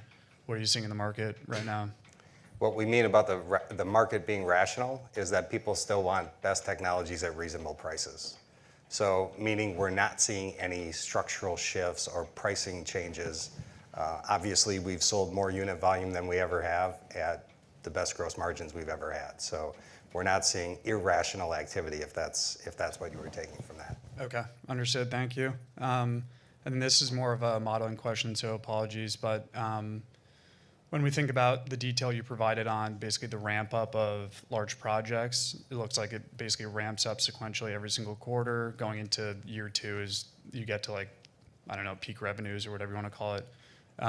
Is that how we should think about the project contributions that you have as starting in the second half of 2026, meaning the initial contribution is small in the second half of 2026 and should get bigger every quarter for the next 2 years effectively? Which of you two would like to take? Yeah, so again, this is the danger in trying to represent behaviors of 50,000 utilities into a single graph. I think what you can take away from that is that the average deployment has a period where you're getting ready to deploy. Then there's an early stage of being able to prove that deployment, and that at some point the meter installations go through a period of ramping as labor gets in tune with optimal routes and the ability to hit certain install rates per day, and then that runs for a period of time at a peak, and then over time it winds down. It's like building a house, right? That doesn't mean every project's 4 years. That doesn't mean the ramp happens in the first 6 months. The intention of the graph is to show you a representative sample that cannot be, just like every acquisition is different for a business, every AMI project is different. So you can't draw a singular conclusion from that other than knowing there is a ramp, there is a decline, there is an opportunity for gaps in projects, there is an opportunity for perfect alignment of projects. That in times can often can mask exposure to short cycle order rates, but none of that can be drawn a straight line to reach the conclusion to your question. Yeah, directionally correct. Okay, thank you. I think, Andrew, right behind you, yeah. I had one more on capital allocation. On M&A, could you give us some flavor on if there's any new verticals you're interested in? Like Smart Cover was brand new. You say you're participating in 60% of the smart meter or the smart water market, excuse me. And then conversely, are there any portfolio pruning opportunities at Badger Meter? Flow instrumentation, I think, is the obvious. I know it's several products within it, only growing low single digits. Color on both those would be great. Thanks. Yeah, so a couple things. Just first of all, on the TAM sizing that we opened up from $5 billion to $15 billion, it's a huge market. So we could just grow by rolling up companies that are already in the spaces that we're in. There are slight adjacencies that we could continue to go into on, wastewater collection systems and those types of things. So we have plenty of opportunities that are still out there just within that space. And sure, we could expand adjacent outside of that as well. We do review all those things within our funnel. We do our 5-year refresh on our strategic plan every single year. So we have a lot of exciting opportunities inside the funnel already. So I would say more of the same types of types of companies for add-on. As far as portfolio prune, I'll turn that to Matt. And maybe even just briefly on sewer monitoring being different than what we've done. I would argue that it's similar to what we've done. Our strategy was instrumentation, remote data collection around the meter. And so we'd already gone upstream into the distribution network. Moving downstream into the collection, we actually already had positions in already with Telog, with the SCAN product line in water quality monitoring. So this was additive to that remote network monitoring just on the collection system side instead of. So I would just reinforce what Ken said, that looking additive to, in alignment with that strategy on collection, remote resources, and providing visibility to those networks adjacent to where we are in metering. On the pruning perspective, the thing I want to reinforce, and maybe something I missed in the presentation before, is some of those flow instrumentation technologies, the core ones that are water related, actually end up showing up in some of the municipal spaces also. So if we think about our electromagnetic meter product line or our clamp on ultrasonic meters, those reside within flow instrumentation. Those are ones that are in focus for us, that we continue to develop, that we continue to invest in, that are used for municipal business, but also could be used inside of C&I applications in building, inside the fence applications. Now, within that portfolio of flow instrumentation, yes, there are product lines that are de-emphasized, that are potentially ripe for pruning, and we are going through any number of assessments on which ones are valuable to keep in the portfolio, and are there strategic opportunities to move on from some of them. But the scope and scale of those Small. potential pruning are extremely small, dated, underinvested product lines that aren't a distraction in the short term, but aren't wholesale scale either. Is that assessment new more recently, or has this been going on for years? So I'll take that first. So one of the things that you can imagine is we have an intense focus on the great opportunities in front of us and the growth. If and when those things become distractions, that's when we look more seriously at doing something about it. But if it's not distracting, which it hasn't been, keeping our focus on the exciting growth that we've been driving has been why we haven't done anything previously. Thank you. Well, Bobby, you've already had about 4. We'll go to the back first. Thank you for taking my question. Sure. Stephen Lakey with Tributary Capital Management. I was hoping we could take a step back and talk about your value-based pricing strategy and what that necessarily entails, specifically looking for more color as these larger projects are sitting in your backlog waiting for deployment, how dynamic you can be with pricing, and as commodity prices change, if you have to concede price or gain price as these prices move. Yeah, coming out of COVID, we got a lot smarter in the way that we contract some of these large projects. And so we have price escalators built into the majority of our projects now to cover things like commodity pressures and other changes that happen across the environment. Really, we sell about 25% of our activity through, or 25% of our sales goes through distribution. That's based on a list price, and we have the opportunity to adjust for those things on an annual basis.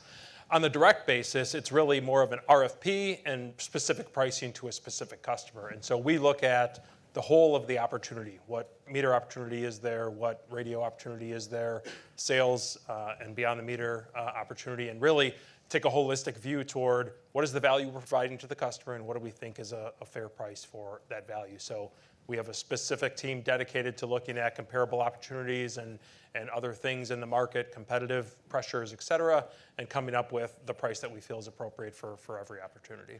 So maybe just a quick add there. When Dan says we got smarter, he really means the industry as a whole got smarter, and certainly we were part of that. So pre-COVID, the days of 3-year price holds, 4-year price holds was commonplace. And I think the reminder of the inflationary environment collectively across the industry got to a much finer pen of more frequent kicks at the can, if you will.